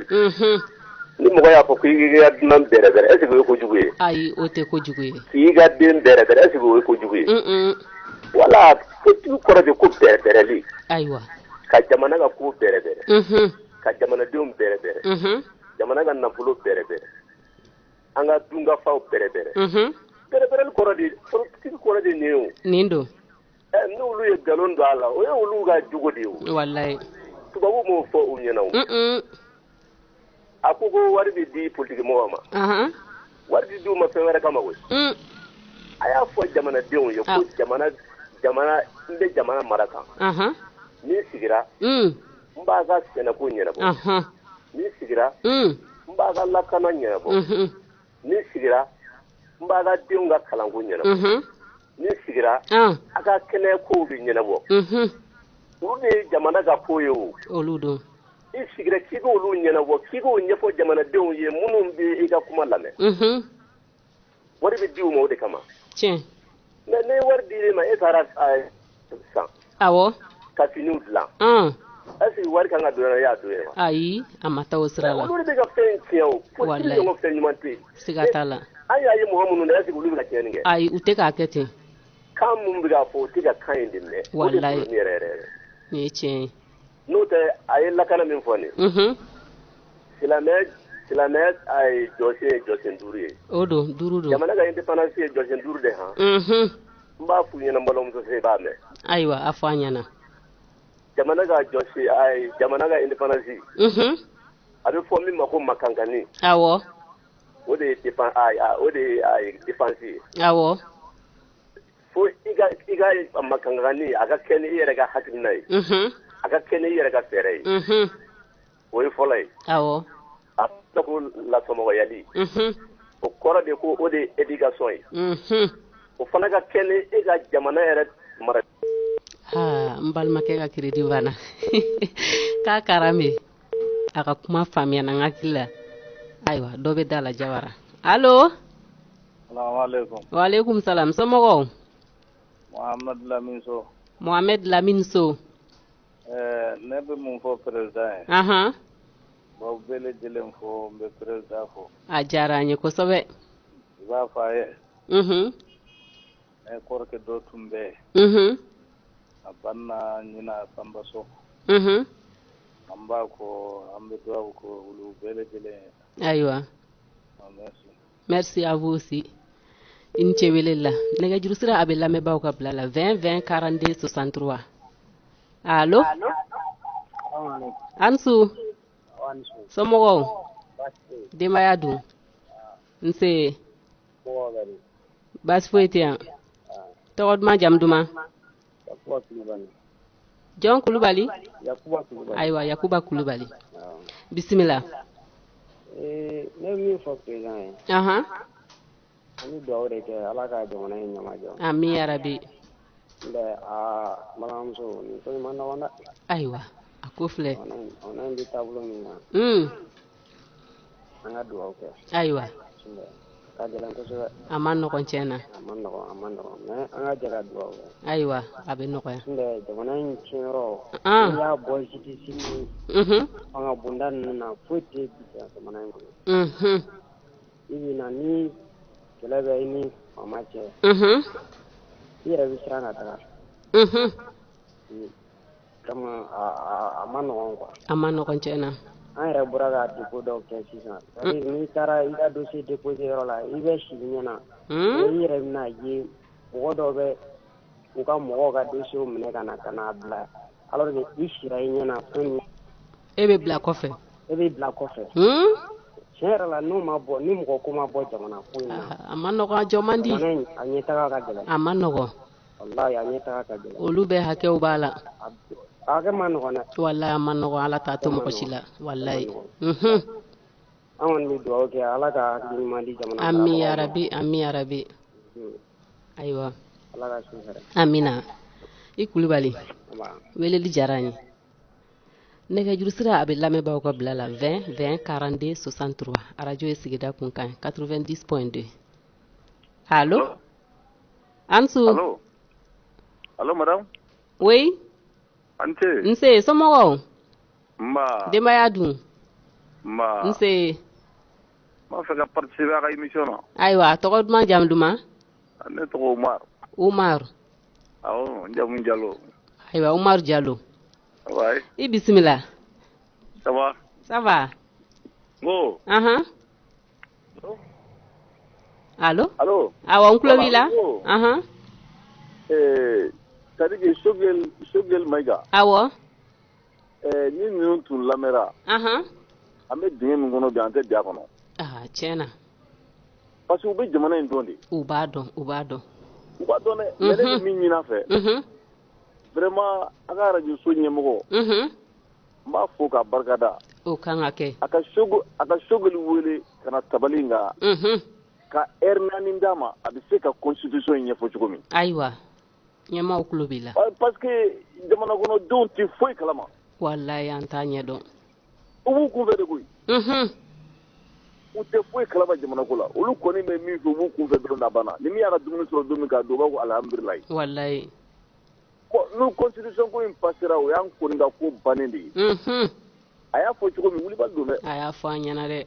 vraiment i b'a fɔ ko ne ko ani ce wa an bɛ arajo ɲɛmɔgɔ fana fɔ a diyara n ye kosɛbɛ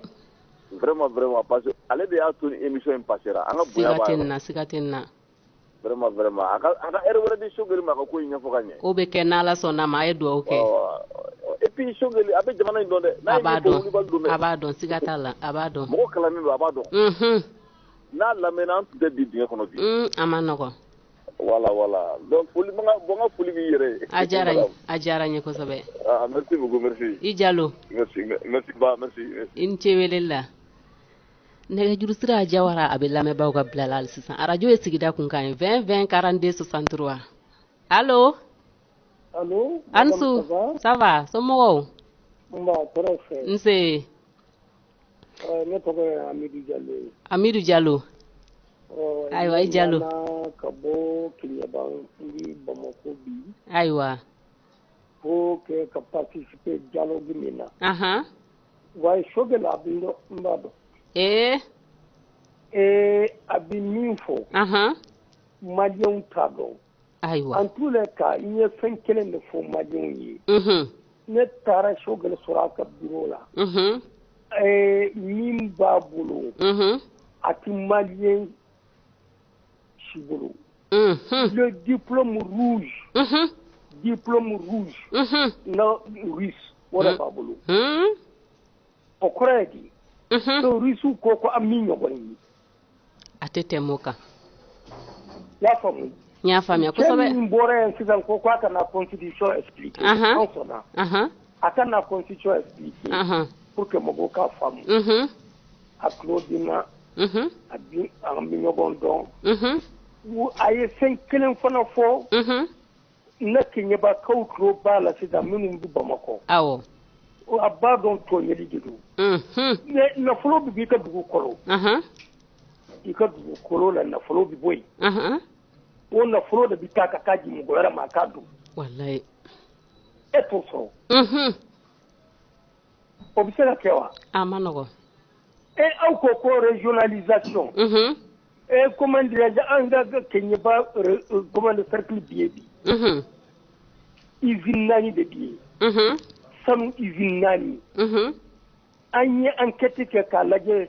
usine o usine a bɛ min di gouvernement ma a bɛ miliyari 50 bɔ usine san kɔnɔ a ka ca ni miliyari 50 ye san kɔnɔ san kɔnɔ usine o usine donc ni usine 4 nin fara ɲɔgɔn kan o bɛ kɛ miliyari 200 ye an kɛti taara tuguni an nana k'a lajɛ k'a fɔ ko douane kelen a bɛ miliyari 2 de don ka kalo o kalo miliyari 2 san kɔnɔ o ye miliyari joli ye 24 ka fara an ka miliyari 200 kan goudron kilo 5 a tɛ Keɲeba dugu kɔnɔ kilo 5 a tɛ Keɲeba dugu kɔnɔ Keɲebadenw tulo b'i la bi o tulo b'i la u kalanna docteurs b'u la min ye constitution révisée min y'a ɲɛmɔgɔ ye o ye Keɲebaka ye en terikɛ de don donc yalla Sogeli tiɲɛ fɔ kana fɔ ko an ye burudamɛw gosi ɲɔgɔn na ou bien an ni fɛnkɛ kɛ minnu ka région tɛ se ka miliyari 1 di u bɛ taa miliyari 200 baara k'a fɛ an minnu ka région bi miliyari an ka cercle bi miliyari 2 di kalo o kalo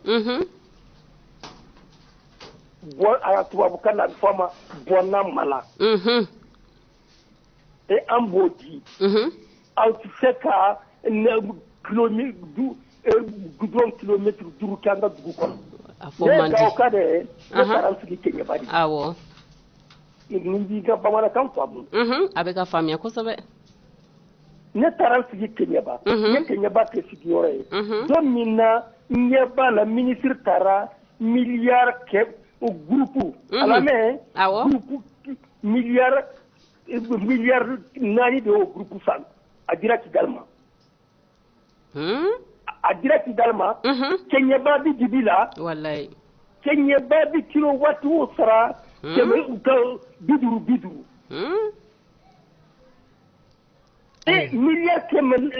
miliyari 4 taara di Kigali ma. Comme a y'a fɔ cogo min. An t'a ye ka maliyɛnw bila ɲɔgɔn na o. Mais quand il y a l'injustice, ni injustice bi ye kɛlɛ bi ye. Ayiwa. Ni injustice bi ye kɛlɛ. Ayiwa. Jalo ale taara. Nɛgɛjuru sira a bɛ lamɛnbaaw ka bila la halisa 20 42 63 radio ye sigida kunkan ye 90.2 ka bɔ Ɲamakɔrɔ Sugukura da la immeuble Samakɛla sanfɛ anw bɛ studio min kɔnɔ o ye Kamatigi Jɔnkoloni. Allo. Salamualeykum. Waaleykum salam somɔgɔw. Alhamdulillah. Denbaya dun. Alhamdulillah. Nse. Ma n b'i fo fɔlɔ. A diyara n ye kosɛbɛ. Ka taa ka radio ɲɛmɔgɔw fo. A diyara u ye kosɛbɛ. Ka ne tɔgɔ ye Seguba Dunbiya. Seguba Dunbiya. Awɔ. Ayiwa Dunbiya.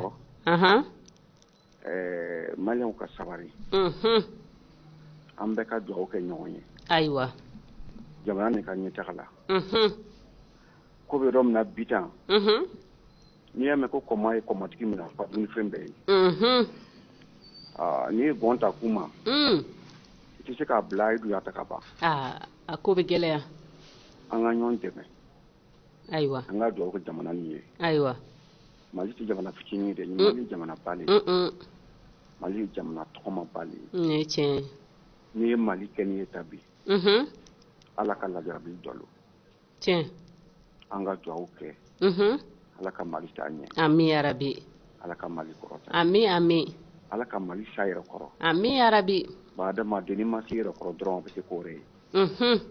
Ole, salamualeykum. Waaleykum salam. A diyara n ye ne fa. Ayiwa. Nɛgɛjuru sira anw bɛna da ni wagati in na heure ale bɛ ka sɛnsɛn ka na Jawara.